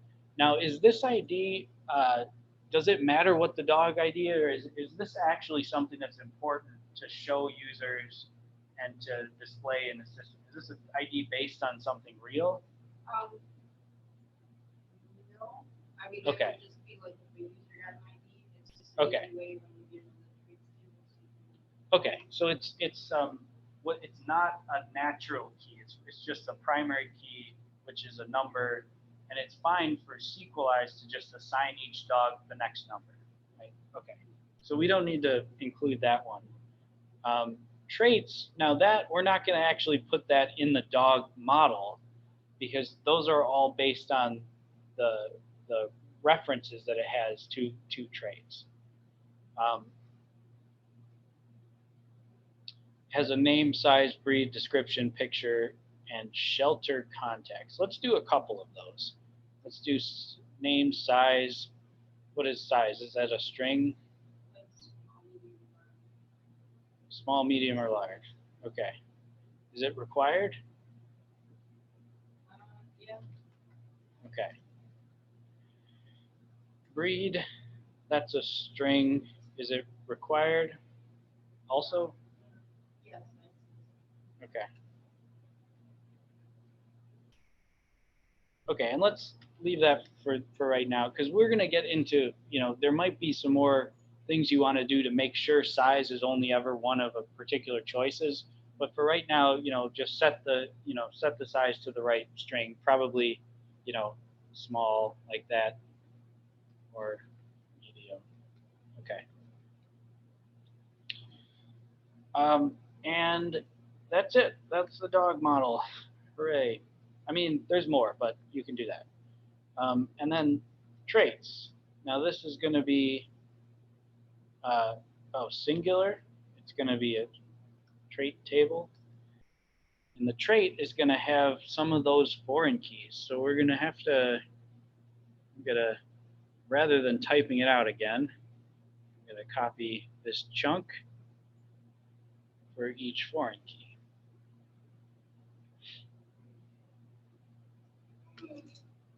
So this will be trait ID, or not trait ID. It already has its own ID. Everything has an ID.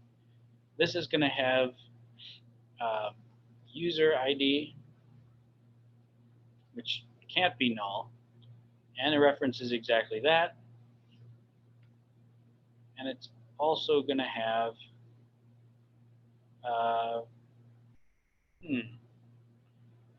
it's interesting. I feel like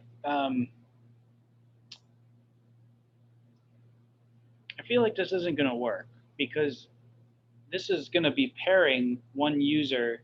Every trait is going to be pairing exactly one user to one dog, right? So it's almost as if,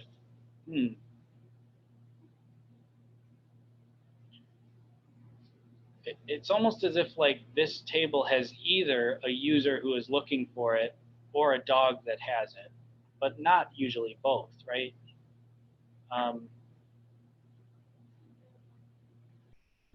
So what do you imagine the trait data would actually look like? This would be.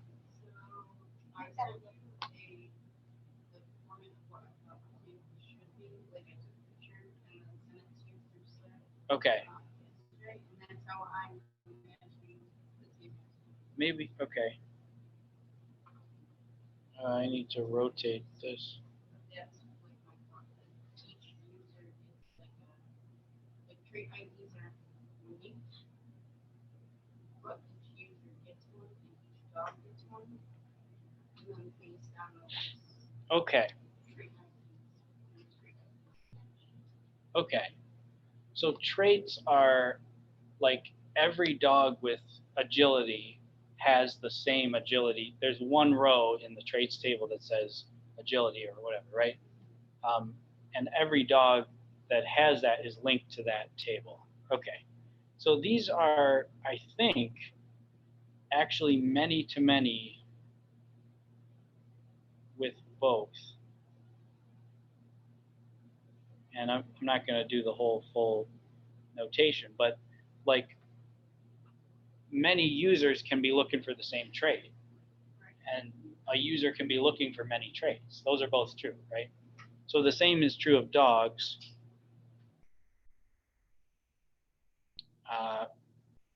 Yeah.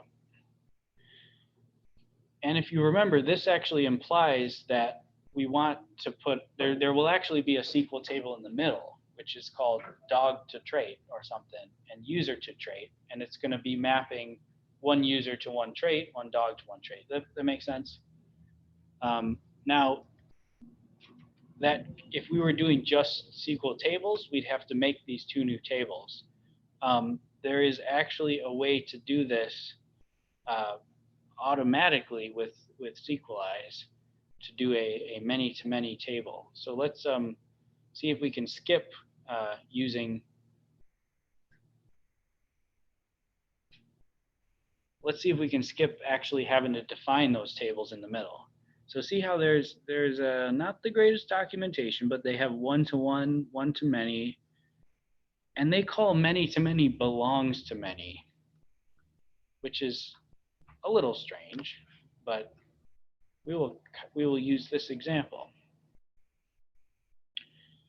So trait, let's just say what does a trait actually have then? It just has sort of a name. It's just a name. It's just like agility or Yeah, and then it would have like. kindness.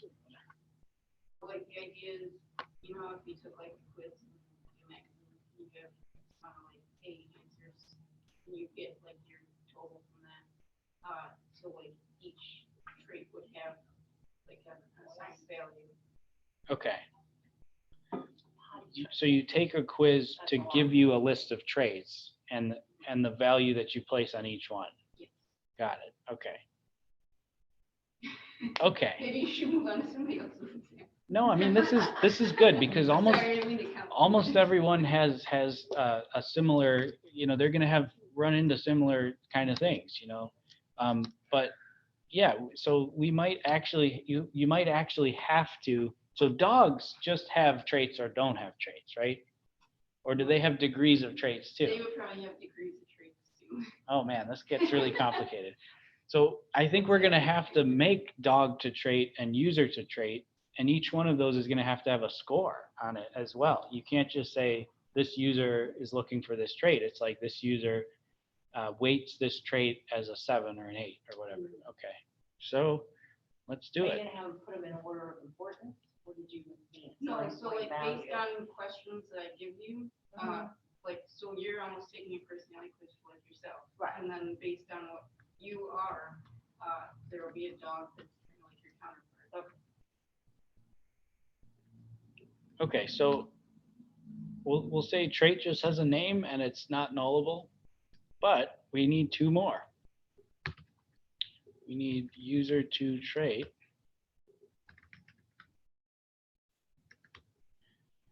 And this will have those 2 foreign keys, right? Which I just deleted. Great. So we're going to have one of them is exactly the same. It's user ID. Can't be null. It references user. Okay. The other one is trait ID. It can't be null. It references trait. And let me try to save a couple lines here by splashing these on the same line. This is controversial, but you know, it's not that long. Okay. So this is user to trait, but it has a third thing. It has score or whatever you'd call it. And this is sequelize dot integer or some kind of number. And it's going to have details like that's the type, and it's also not nullable because you can't have ambiguous score of a certain trait, right? There's always got to be a default. And we're going to have basically the same exact thing for dogs, right?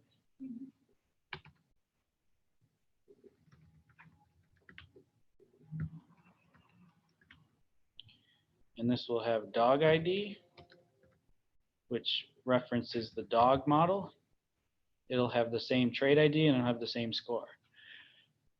So that looks like maybe what you actually need. Now that's pretty tricky because this ORM would try to say, oh, I can link up many dogs to many traits, no problem. Use this magic belongs to many thing, and then you're done. You don't have to define it, but you have that extra curveball there where each association actually is scored. So we there's sometimes a way to modify those tables, implicitly, but I think the easiest way here is to actually just add, those tables explicitly, wire up the foreign keys yourself, and then each one has to have an additional score. All right, well, that was interesting. I think you have to figure out the rest of the tables. And how does everybody, I feel like everybody's very quiet right now. Is everyone like dreading this? I mean, this is kind of like, we have to make some meaningful steps forward here on the capstone work. And I think, I think it's going to be something that you're going to need to reach out for help for. And we'll have to, I hope we can have these all set by the end of the week. I think that's not too ambitious of a goal, but it's going to be some work. So let me paste this in the channel. Whoops. Students. Kate's part of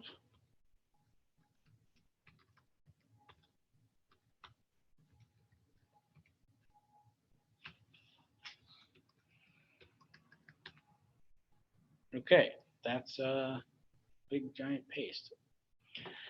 Okay, so let's who has their diagrams with them?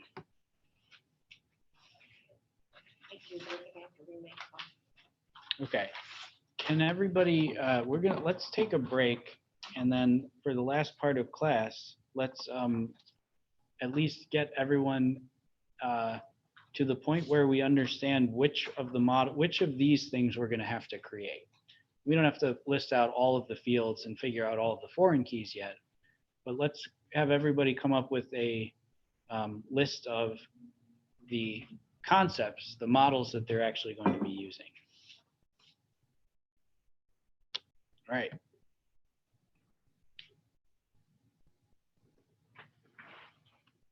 Break time.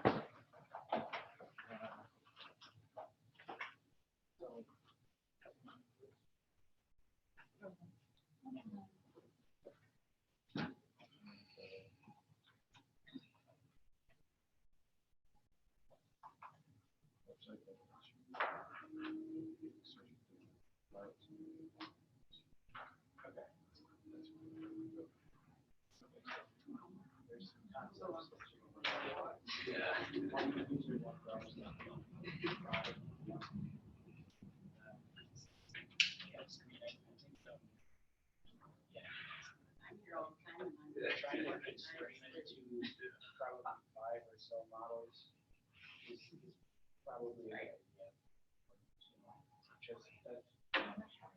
And I wouldn't count like those special linking things that Kate had as part of the core models, but concepts, that's probably about the size.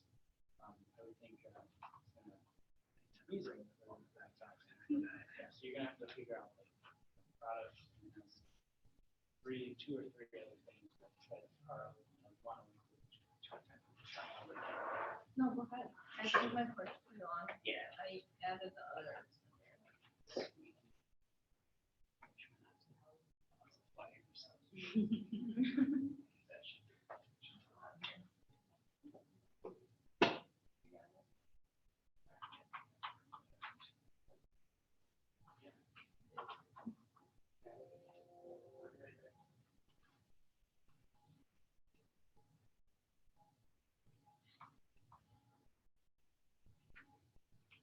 School stuff going.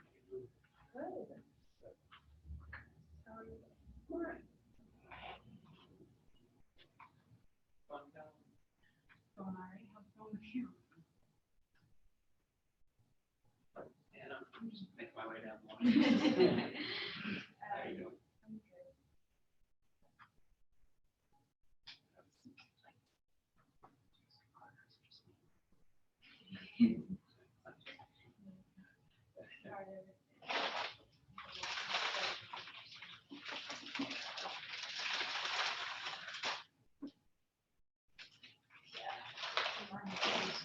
That's true.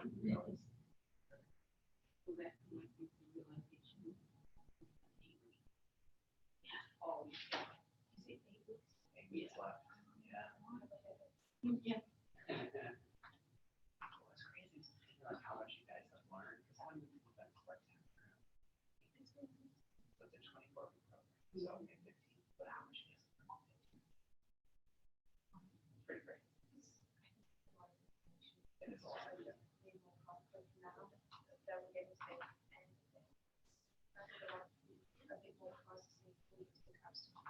Yeah, you're kind of seeing that line.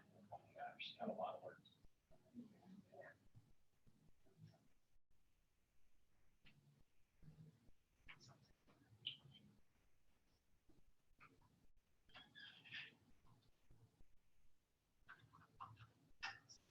Good. Good.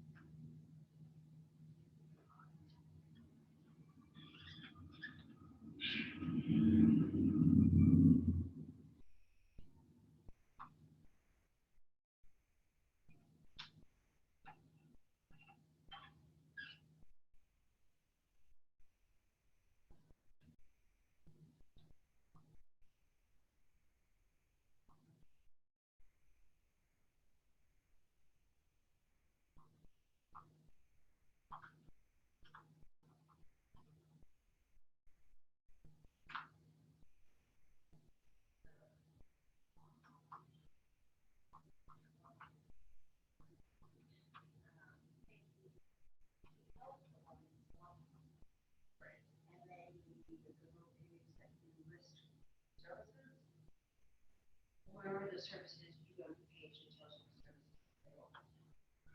You know, I need to use this. What is exactly a service? Is that like a kind of service, or is that one person offering? And then the service providers. Which are not usable. They would be, if you wanted it, you would go back in. Okay. Like the user could be connected, managed, but they're different. They go to the like, so.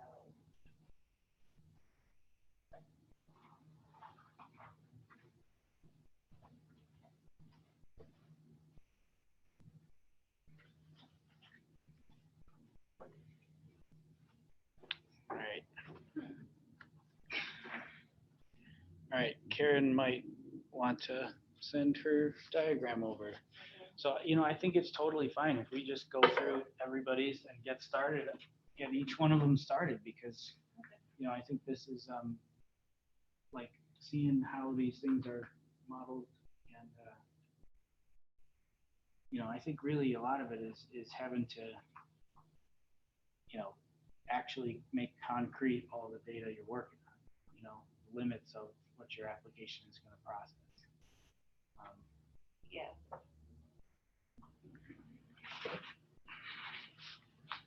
All right, Karen has a chart. Nice. Accept invitation. Okay.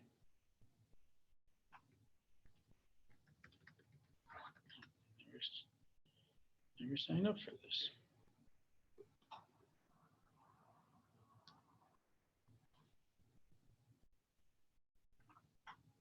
$10 megabytes of disk space. All right, fine.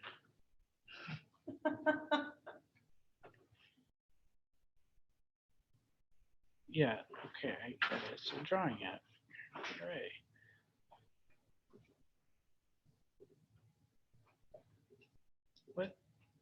What? Okay, go away. All right. All right, so Karen, you're on the line, right? You can, I think you can talk if you have a microphone, but if you don't, it's fine.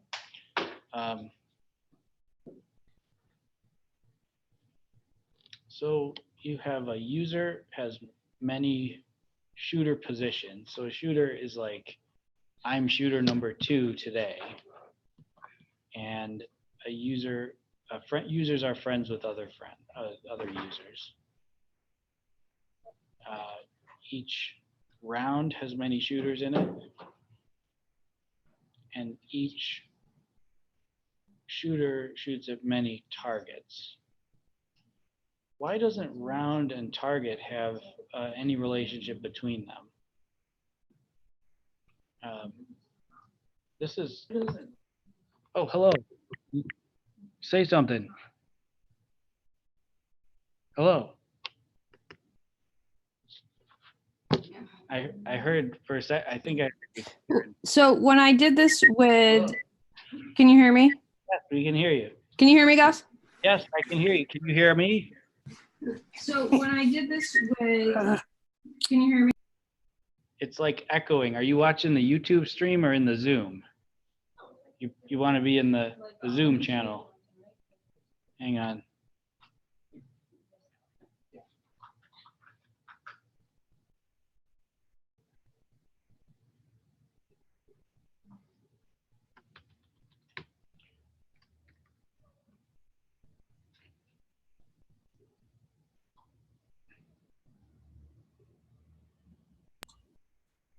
Okay, is that better? Yes, I think it's a lot better. You're in the Zoom? Where did you go? Can you hear me?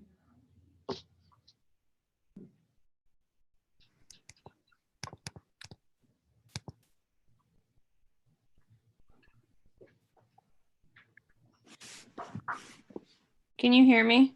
Yes. Okay, good. When I did my data model with Josh,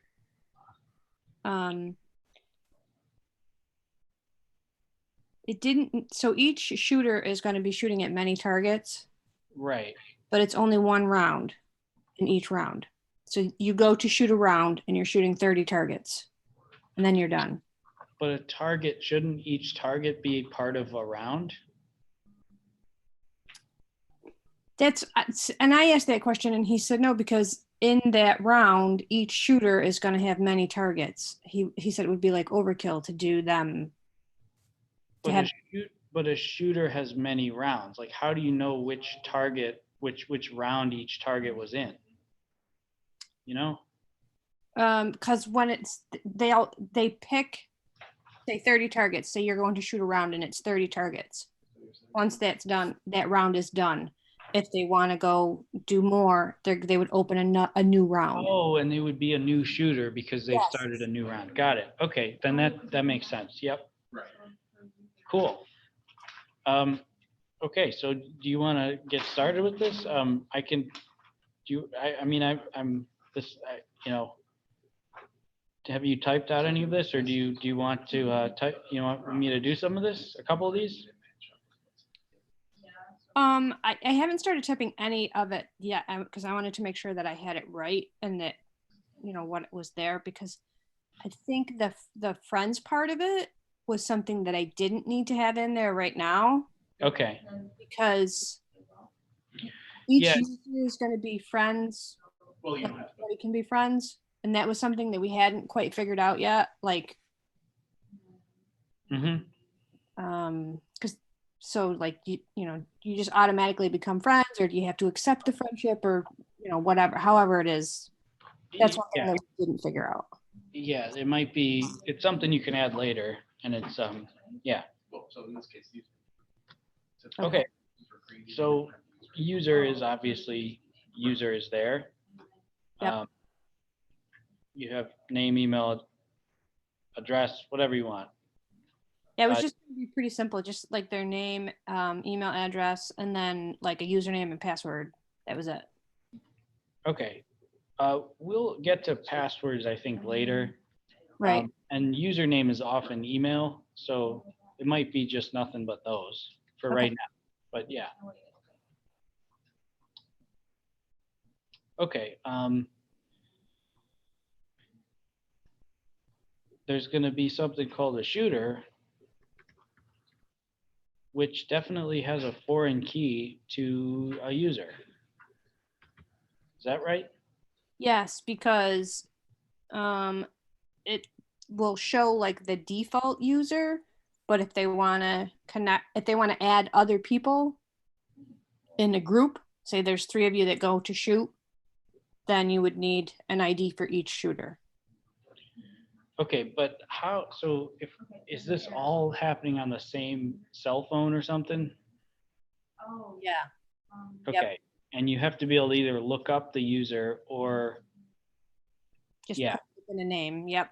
Do they have to have a user account or can they be a guest? They can be a guest. Okay. So this then probably should be a nullable field, right? The user ID is not always there. That's what it sounds like. That's correct. Yeah, because if they're not a person that is using, you know, the app or whatever, then they can be just a guest. Okay. So this will be true. And this name, maybe name is true too, because this is only if they're a guest. They'll have a name that they enter right then, right? Yes. Okay. And then what else do they have? Is it like order or shooting order? Is there anything else? Nope. That's it. Okay. How do you know who goes first and all that? Usually you just rotate through when you're shooting, you know. So it doesn't matter what orders the name are on the app, because you're just going to pick that person's name and put in what their score is. Okay. Oh, okay. So you pick the person shooting every shot. Yep. Okay. Yeah, because you have to score. Each person is going to have a score for each target. Okay. Well, maybe this is a good start. I'm not sure if we're missing anything, but find out.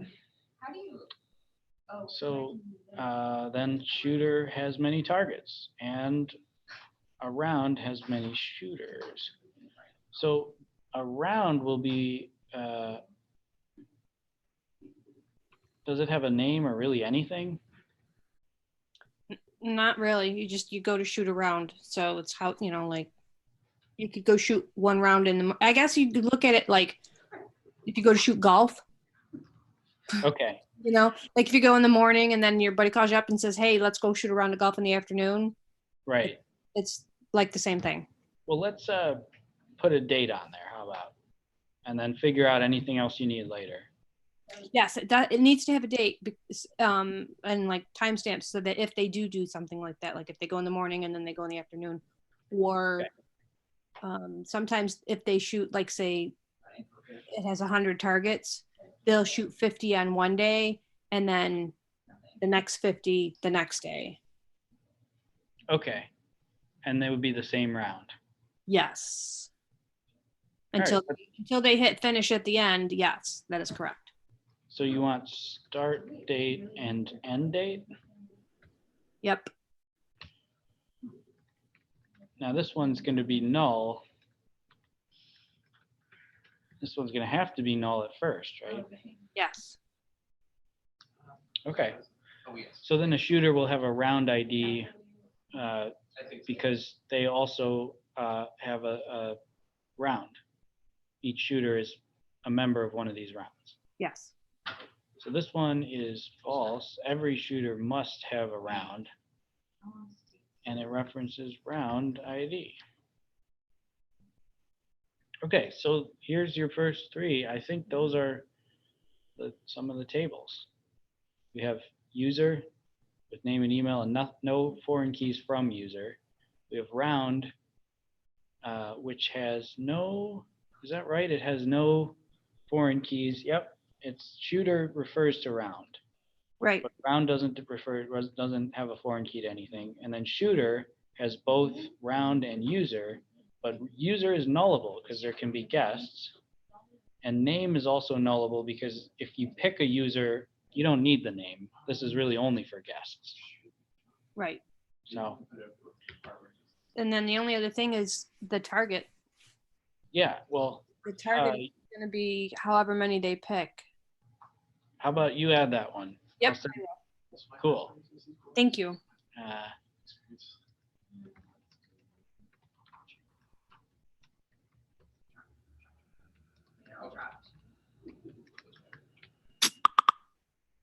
all right, cool. Well, now this, yeah, I like this is really, this format is actually fine for this week, but you know, if you want to integrate this into an actual API to start using this, just let me know at any, you know, you can reach out and we can do it during office hours this week, or we can, you know, do it anytime. Oh yeah, I definitely want to get started with some of that. I mean, I have like, and I got to talk to somebody and I probably Max, I need to get a hold of him because he suggested I use Bootstrap so I've been using it some, but I feel like I'm going really slow. I only have like, I guess you would say the first page of what I want everything to look like. And it's taken me forever. Right. So, but Yeah. I will definitely would like some help getting that and going with that API and everything. Okay. I mean, I think like starting with, so you can sort of approach this kind of thing in two ways. You can start to really dig into the interface and the front end.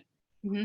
And if you go in that direction, in general, what you're going to be doing is having fake data objects. You know, just don't worry about your database or your API or whatever. And you're just going to be doing var, your const, you know, JavaScript variable or array of variables is my data for right now.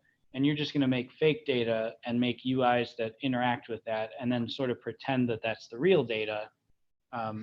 That's sort of, I mean, I do both. It depends on, you know, what's ready in a certain project, or like, you know, what you want to work on first, really.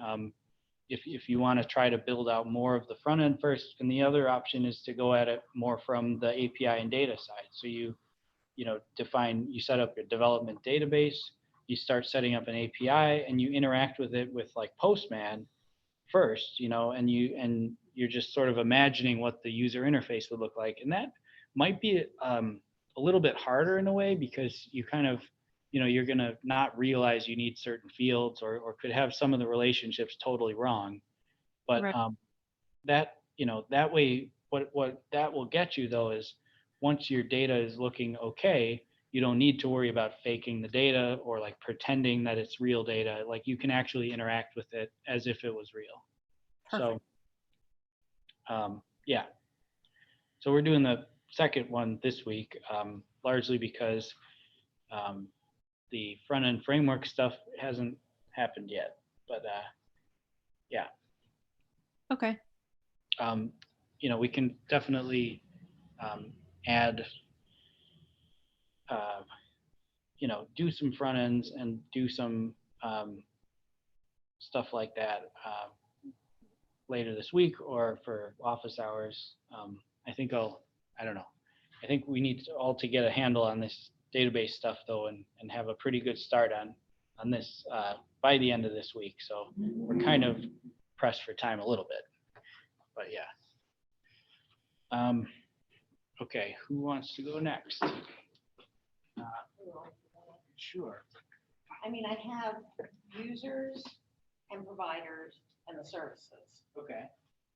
So is there something, do I need like, Well, so does a user, a provider, is a provider one of your users? yes, Okay, so Yes. provider must have a user ID, right, That's for right. example. And in general, like, you know, there's just some specifics of like, does a user, you know, are you saving username? You know, do they have like a link to their homepage? Do they have you know, what kind of data are you saving? just their name, their email address, and their passwords.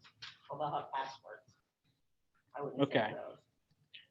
So I think we're starting to see something of a pattern here. User is often very similar. Name and email, we'll deal with password later. And I mean, they would add their address if they purchased a service, but they wouldn't need it initially. okay, So- so we should make that nullable, because Okay. that means you can start with Right, the null right, yeah. and then okay. add it later. Address here. And it's not unique because two people could have the same address. Okay, so you have users, you have service providers.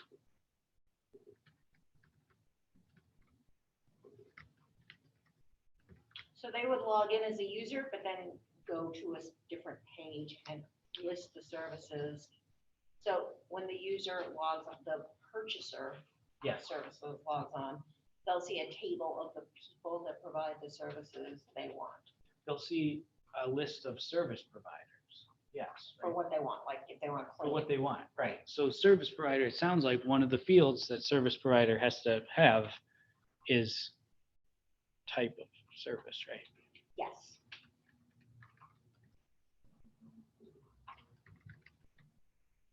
And that can't be null. It has to be there. right, no, it has to be. Now, So again, you would need an email. no, you don't need email because this, rather than duplicating everything, if these are Oh, users, yeah, they would already have it, okay. yeah. So, Mhm. so you'd want something like a user ID to just refer to the user. Mhm.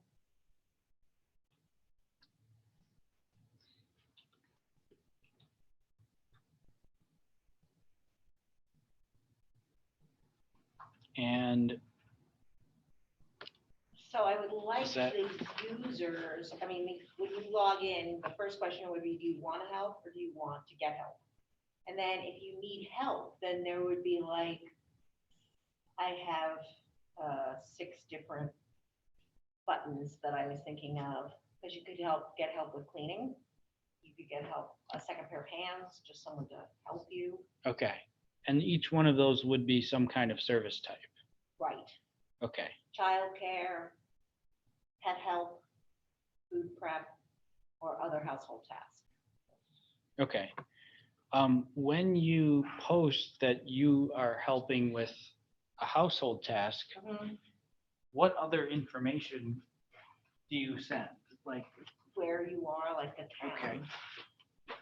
So town would be one of these things, or it would reuse the address here. Or is Well, this you wouldn't want special? their address, Okay, just because they may not want everyone to know where they live, but just like I'm in DeWitt, and I can come, I could be there in a half hour. oh, and that's required. You have to Mhm. list the town. Mhm. Okay. So what is a half hour? What does that mean? What do you call that?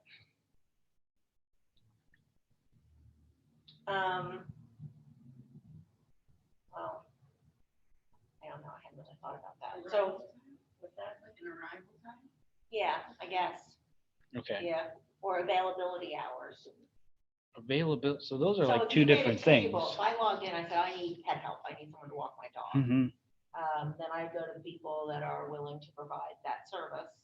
And then I would see when, get them that, those people would have, the people who are willing to walk the dog would have gone on and said, I'm available between 3 and 6.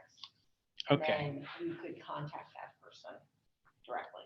Okay. So it's basically like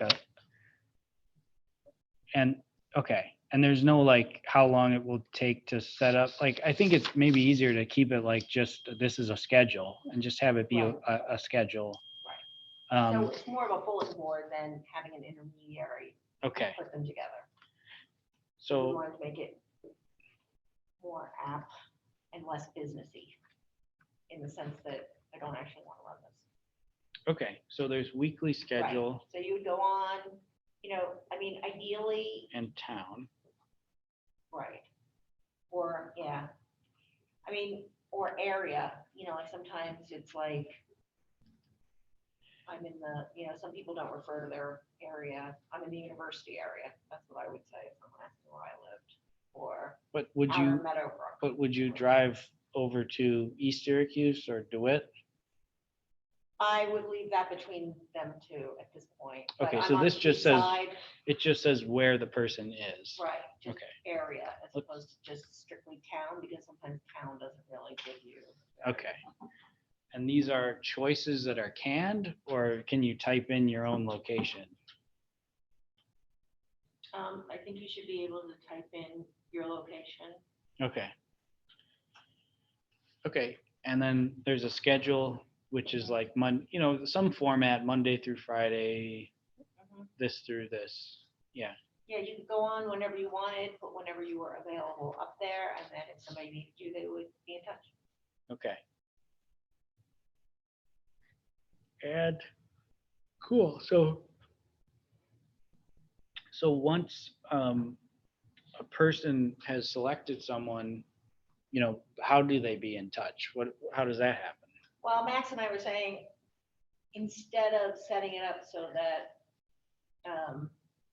we needed someone in the middle to actually facilitate the instruction, that we would just set it up as kind of a bulletin board. They would leave contact information, email, or Okay. phone number. Would this be on the service provider? Would it be contact information right on here? In the tables. Right. Go ahead. I don't really think.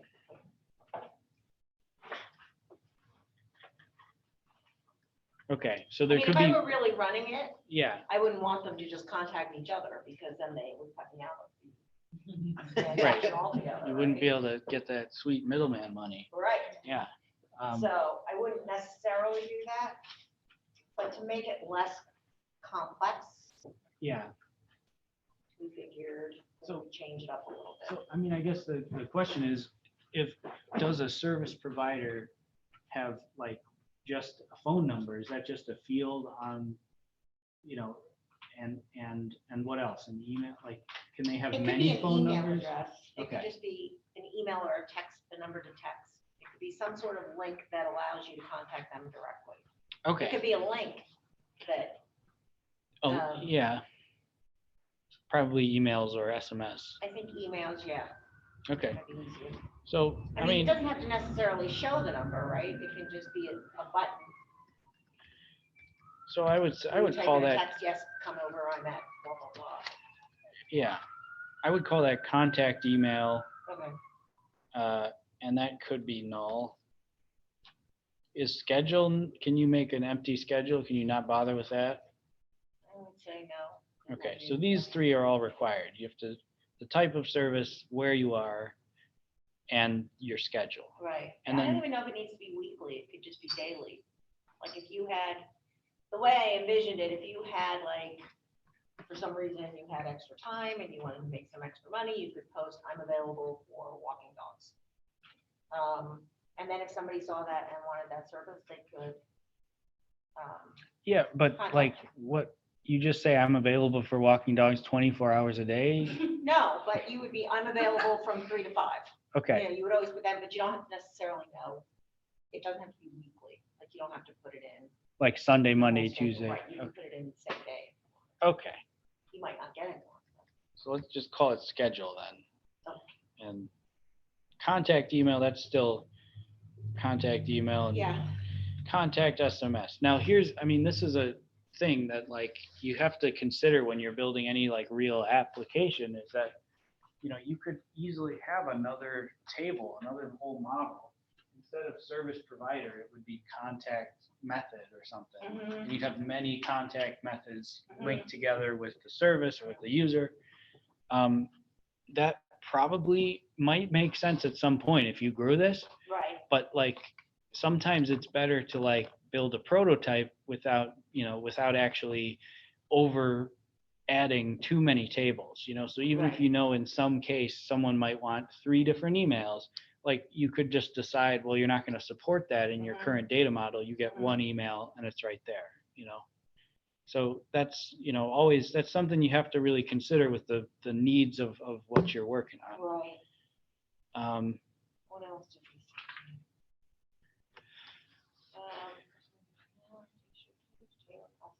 Location. Services. And time. Find available, yeah, contact now. Yeah, so the button could just say contact now, and then the person, that could take you to the place that the person wants to be Mhm. connected by. Okay. And then the services, the reason I separated them out is A, I don't want it to be overwhelming. Like if you're willing to clean, then you're in there for cleaning. But I was thinking they would have to be screened somehow because they'd be going into people's homes presumably when they weren't there, or Okay. be able to go in when they weren't there. So that was a concern that I had. How thinking does, about how to do it. So if you would have to be like somehow, and this is again, on the business side of it, you would have to be clear to do certain things and maybe not other things. But I okay. don't know if that would go into the app somehow at this point, the way we have it. Well, I mean, it sounds like those are validation rules that Right. let you somehow register by creating data in the service provider. It doesn't sound like it's different data, except for maybe like if you needed to store like certified ID number is this, or something that's data. Like, it sounds like that's more of like a process. That's sort of like a Right. validation process. Right. I don't know, you'd have to do like background checks, if Sure. you wanted to, under your business, allow someone to go into someone else's home. It's different, like if it was a second pair of hands idea, Right. that could be a teenager really, as long as they were willing to do, as long as Right. they, So but maybe. then the person is there with Yeah. that person. So maybe the service types that you do in your MVP, your first version, shouldn't be the ones where you need an agency to do background checks, because that sounds more complicated. Yeah, I mean, I wasn't so much thinking about it for this, but that's why I had separated them out. So that when I you're, still don't get, like, why is service different than someone registering to say, it, like, unless service is like the list of possible services, like. Right. Clean. so if you are able to, if you want to clean someone's house, I mean, that would maybe be the question, will you be at home? Like if someone's at home while you're cleaning their house, you don't have to. I still don't understand how there's data Yeah, I don't know. that is stored related to that. Like, it sounds like a process that is basically limiting who is allowed to write this service provider data. It sounds like there's a process in place, which is basically saying that you have to, maybe there's such a thing as an application, where you would have to send some data to your system saying, I want to be a service Right. provider, that I intend to, but then you can't be registered in the same catalog or whatever that is shown to users until you make Right, it through some kind of process. That's right. That's Okay. what I mean. Okay. So. That's why I separated everything out. Okay. I mean, it's easier for the user, but it's also, in my mind, that would have to be. Yeah. um, So one easy way you could achieve that is by saying approved and have that be a flag on here. And then, you collect all this data right off the bat, but you only then publish it once this thing, and this is just, everything else is the same, but there's just a yes or no approved. Okay. Or you could say, this could be a whole system of like approved on a certain date by a certain authority, and here's your approval documents and paperwork, and link all that together. But, for the start, I think just having, this be type SequelORM dot, what is it, Boolean? I just want to show that I consider that, Yes, yeah. This documentation is really annoying. It's not very good. No, it's horrible. what is that? This is the SequelORM documentation. What are you looking for? It's really disappointing how it's not a very good project. There's nothing else for JavaScript. For SequelORMs for JavaScript, this is it. It's amazing. What are you looking for? The types, the field types. I found it in the old documentation, but I can't figure out this new documentation. Oh, like when you have like. here's the old, I can find it here. But, you know, who knows if it's still up to date? It's travesty. Mhm. But it's not a bad docs when you can find it faster reading through the code than it would be Yeah, through the docs. and it's a sign of a bad project when the docs are this bad.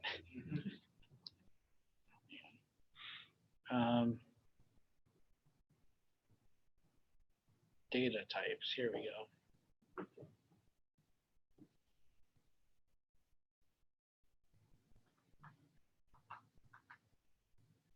Yep, it's Boolean. Okay, and then approved would be allow, null, false, but you could say default is false. So that means every time it's written, it defaults to not being true. And then you need a separate process called approve or something, Right, which go with it. would update the service Okay. provider to be approved. All right, I think that's a good start. You might have more, you know, passwords and everything. That's going to be a fun, you know, I think we might have to go into like some things about passwords, but I'm going to have to talk to Max. I'm going to message him and see like how much he's going to cover in the next 2 weeks. You just add validation. For passwords? No, I'm just kidding, but for like, I guess for, not for passwords, but for fields though, like in general. So like if you can make it only accept something that matches an email. Yes. Like I was just looking at that, but I don't know if that counts, and you can do like regular expression. In here. Yeah, like under validate, you can say is and then use a regular expression to only allow letters or like all kinds of things. Where's, oh, this Go to model validation. definition and then Yeah. that. Cool. Yeah. So that, let's add those this week, but Because those are pretty easy to add, it looks like they're not complicated, but I don't know how you get it to check if a password. that's interesting. Like you, so the thing about passwords is you don't even want to save them in your database Right. in plain text. You want to you want to basically obfuscate them beyond recover. Like you want to make them irrecoverable, but still able to check that something you put in is the same thing that it was. It's very tricky and it's very math type of thing, but there's, Very mathy. Such math. Much trickery. Thank you. yeah. All right, so do you have tables to care, a model, or a diagram or anything? This whole week to figure this out, but you're gonna need users. Everybody's gonna need users. You're gonna need art, right? Yeah, Piece. What do you call one? I cleaned out my book bag and threw that paper away. Oh, nice. So. Okay. but it is- Yeah, you know, I mean, this is not like overdue. User artwork shopping cart, liked artwork. And what's merchandise? That's just associated with the artist and like for sale, other He things. has artwork, then he has these shirts. Isn't that artwork? Oh, it's just, Well, they're separate, so I didn't know if they should be together. I mean, they're both for sale. Like you could easily say product, like both of these could be considered a product, right? And then, I mean, I know maybe like philosophically, it'll be like art isn't a product, it's art is art. But, you know, they're both being sold and this could be type is like artwork and one type is, you know, t-shirt and another type is. Yeah. And then based on whatever those values were, everything that matched these. Let's do just a couple of those tables, but no, I think actually, do you want to come back to this tomorrow maybe? Yeah. Okay. All right. Yeah. You know, a shopping cart's gonna have many products in it. Users gonna have. So you don't get a fight. I don't know, one shopping cart maybe? Okay, then yeah. I'm But not sure. then, so is Okay. that where you need to do? Kelly, that. How's it going?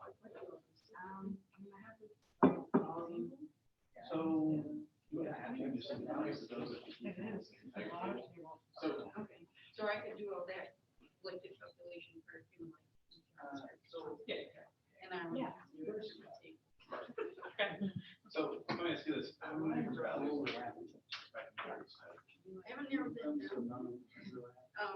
but I'm not counting on that many. Okay. I'm gonna try and keep it as like it's on the right track. So I'm not a psychology major. I have no idea if like what I'm actually doing, like. What tree? Yeah.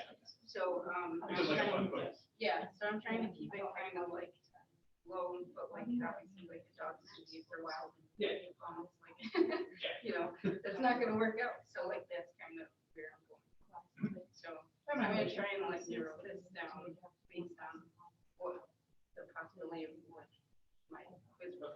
I just Yeah. had Each question was just like, I need to write it down. your confidence level. Okay. But If you like get like 5. Sure. So that's kind of my. So I'm good with just adding tree ID and then user and dog. under my tree skills, Yep. And then everything else. Okay, so there's outside. Yep, that is a perfectly fine way to do that. user, student, or classes. Yeah. Very. Do you want to do some of that right now, or do you want to work on the? We're coming back to it. Do you want to work on any models? Or back to like, I think we'll do like not this much of it in the rest of the week, but we'll do like maybe the last hour or the last 45 minutes. With these models every day this week. So, do you want to do anything today? Okay. Do you know? Yeah. Okay. It's good. Yeah. I mean, I think it's, yeah, again, I have to say, like, finding 3 or 4 things that are within the scope of your project, and then, you know, just sort of deciding what those are going to be.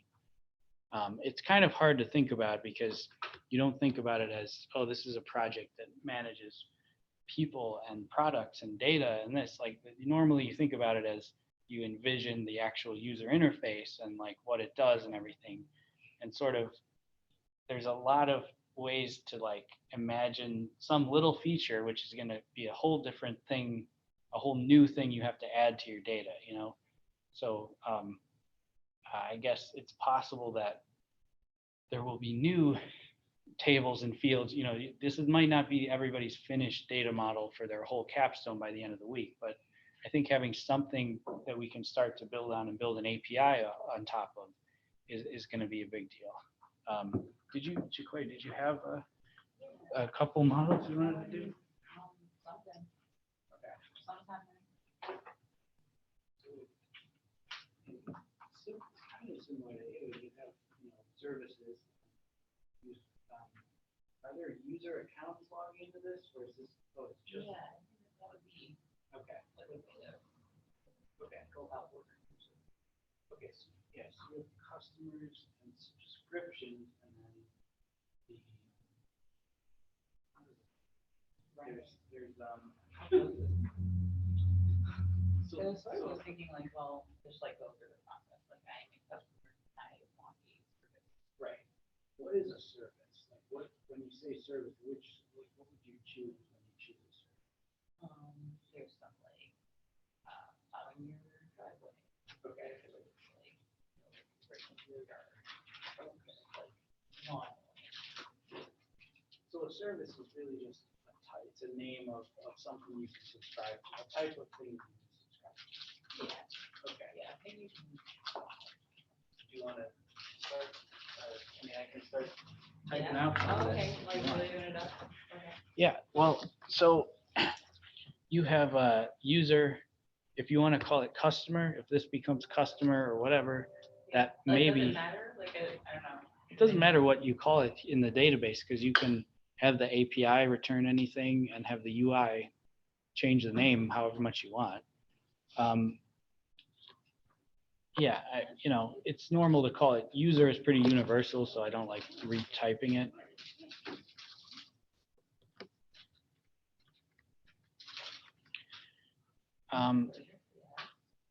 So service is going to just be like a name of something, right? I mean, what else is it? Yeah, I guess it would be just as basic as like, oh, it would be something that I would want to, you know, if there was a search engine tied to it, that it would like come right on up. So it'd just be like filing, okay, filing. Okay. So definitely some kind of name. Got to be there. It can't be null. Right. Do you, I'm wondering, like, is our prices on the services? But what are the prices? Is it every visit, every month? Or is it sometimes different, sometimes one, sometimes the other? Or like, if you get a short driveway versus a long one, like. Okay, maybe we should leave that out for now. Yeah. Okay. Service is just a name. I mean, it does have a price. Like, is it okay to just throw like SQLite string in there until? Yeah. Or like, is SQLite string the thing for prices? Well, so that's, I mean, maybe not. It's probably a number of some kind, right? Yeah. But it without a unit on the number, you know, like dollars per what, Yeah. then it's going to be really hard for it to mean anything. But yeah, I mean, I think you're right. Like, And I guess. yeah. So you would want SQLized.float. So does anybody even mention like floating point numbers? It's like decimal numbers. It's JavaScript has no problem doing either one or the other, like integer 1, 2, 3, or floating point like 1.5, 2. And if you're doing dollars and cents, you know, you could either do an integer number of pennies and then you always have to divide by 100 in your head. That's not, it's not a bad way to do it. It's a pretty sound, like if you get over the weirdness, it is a pretty sound engineering decision. But maybe you just want to do it as a float for your prototype, for your first version, because it'll be less to work to think about, you know. But it's up to you. I could do price in cents, you know, and then it's up to you if you want to make it a float later. We'll say that. Okay. Well, I guess we could make sound engineering decisions. So the reason is because you can't have fractional cents in accounting, right?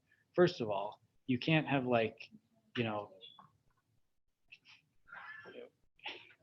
you can't have like 5.5 cents. Well, yeah, but that's like, I'm just saying. usually you can't. And I don't want customers to do that. And it's possible for high enough numbers in JavaScript, if there's floating point numbers. I don't know if you remember all the way back to that unit where we like, you multiply together two numbers and you get like 0.00000001 because of the way that the numbers are actually being stored in the computer as bits. It's not actually storing every single decimal. It's storing like a exponent and this and that, and like it's not precise. So floats and decimals are not always exactly precise, or floats are not always exactly precise. So using that for money is like, Yeah. that's why you wouldn't do it. Yeah. Okay, good job. But for any number of dollars that like a local business is going to be transacting in, it's not going to matter. So, you know, yeah, it would be, you would have to go into probably the billions to have it be a problem. Yeah. Unless you multiplied the exact wrong thing and it was 1 penny off or something. I don't know, I might find it. Okay, so this will have a price can be null though, because We don't have one right now.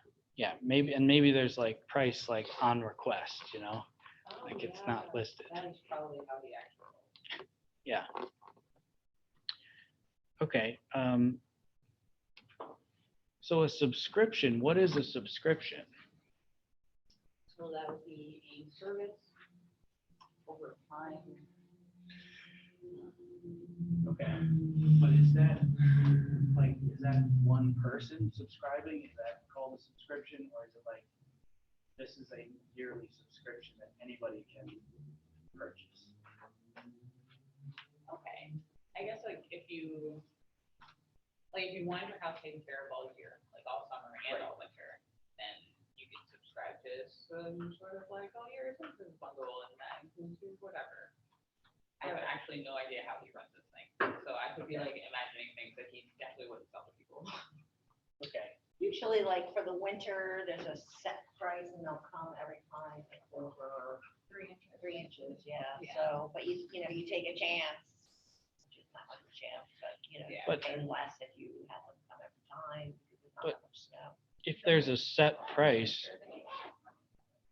I mean, if there's a set price, isn't that the same as a service where like I guess it's so. like one whole winter of service? Right. But not everything's like that, right? It's like some things, it's like you just sign up and forever indefinitely they come and then they bill you. Is that, Oh, you mean like your cable bill or something? I don't know. Like, yeah, I'm not, because like anything like cutting the grass, well, that's only half of the year. And Right. plowing, that's only, you The know, other half. the The other other half. half, Yeah. If you did a subscription, you like for a whole year and then you kind of like bundle it together.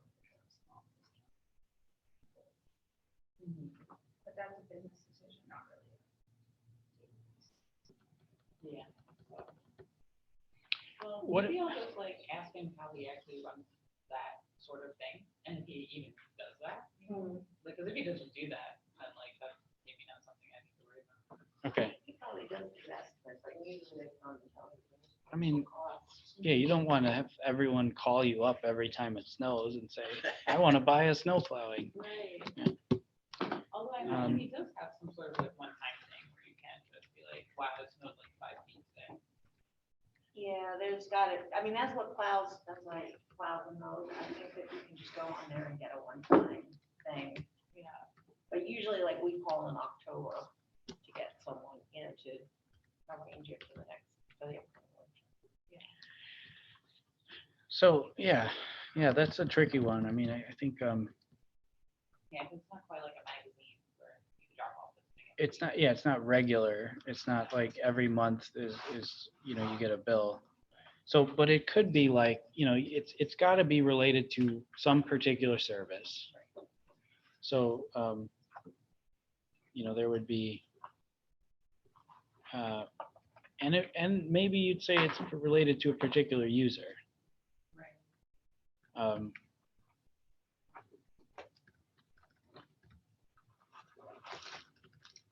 So here, like on plows and mows, there's on, yeah, and they do estimate, like quarter and a half acre.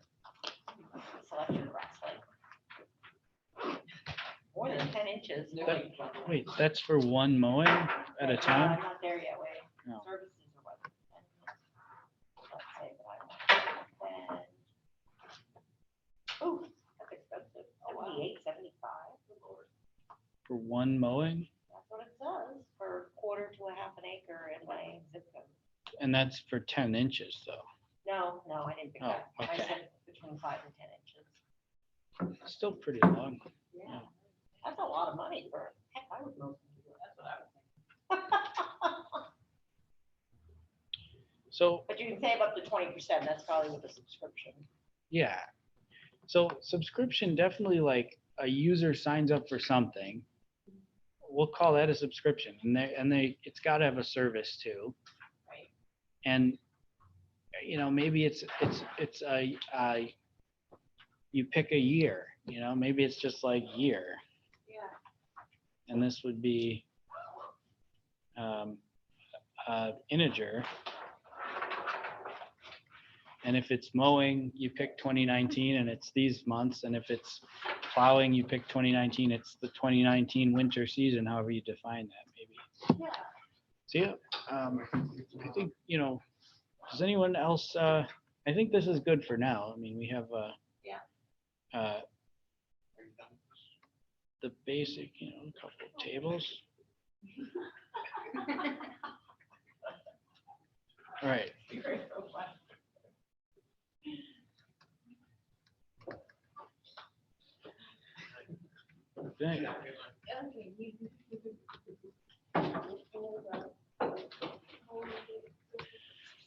All right. And I'm You gonna good? come back. I think it's good. I'm still working on it. yeah. I mean, I hope this kind of helps just seeing other people's and like, just Yeah. what, and they're all going to be kind of small. I would say these aren't the complete. I think everybody's got a couple more tables to add, but I don't think anyone should be adding like a million integrations and like tables, doing a full system for anything. But this, as soon as you pile the API on top of this and then the front end to do stuff with all of it, it's going to be quite a bit of, it's a big project. I think I'm good. I'm just making sure that I model the way I want it, and then I'll write out the processes, tweaking. Cool. All right. I get this part though, which seems funny because I feel like the data model is the harder part for me. You mean the Like mapping it out. yeah, this part is a lot easier. I mean, once you get used to the conventions here, Yeah, this part is really simple because, you're just writing down that part. Yeah. A lot of it is the actually understanding the domain of what you're working on and then translating that into actual shapes of data, Once this is just writing the shapes down in JavaScript form, that's all it is. Anyway, anyone else before we wrap? Anyone want to? Good. Yeah. See you tomorrow.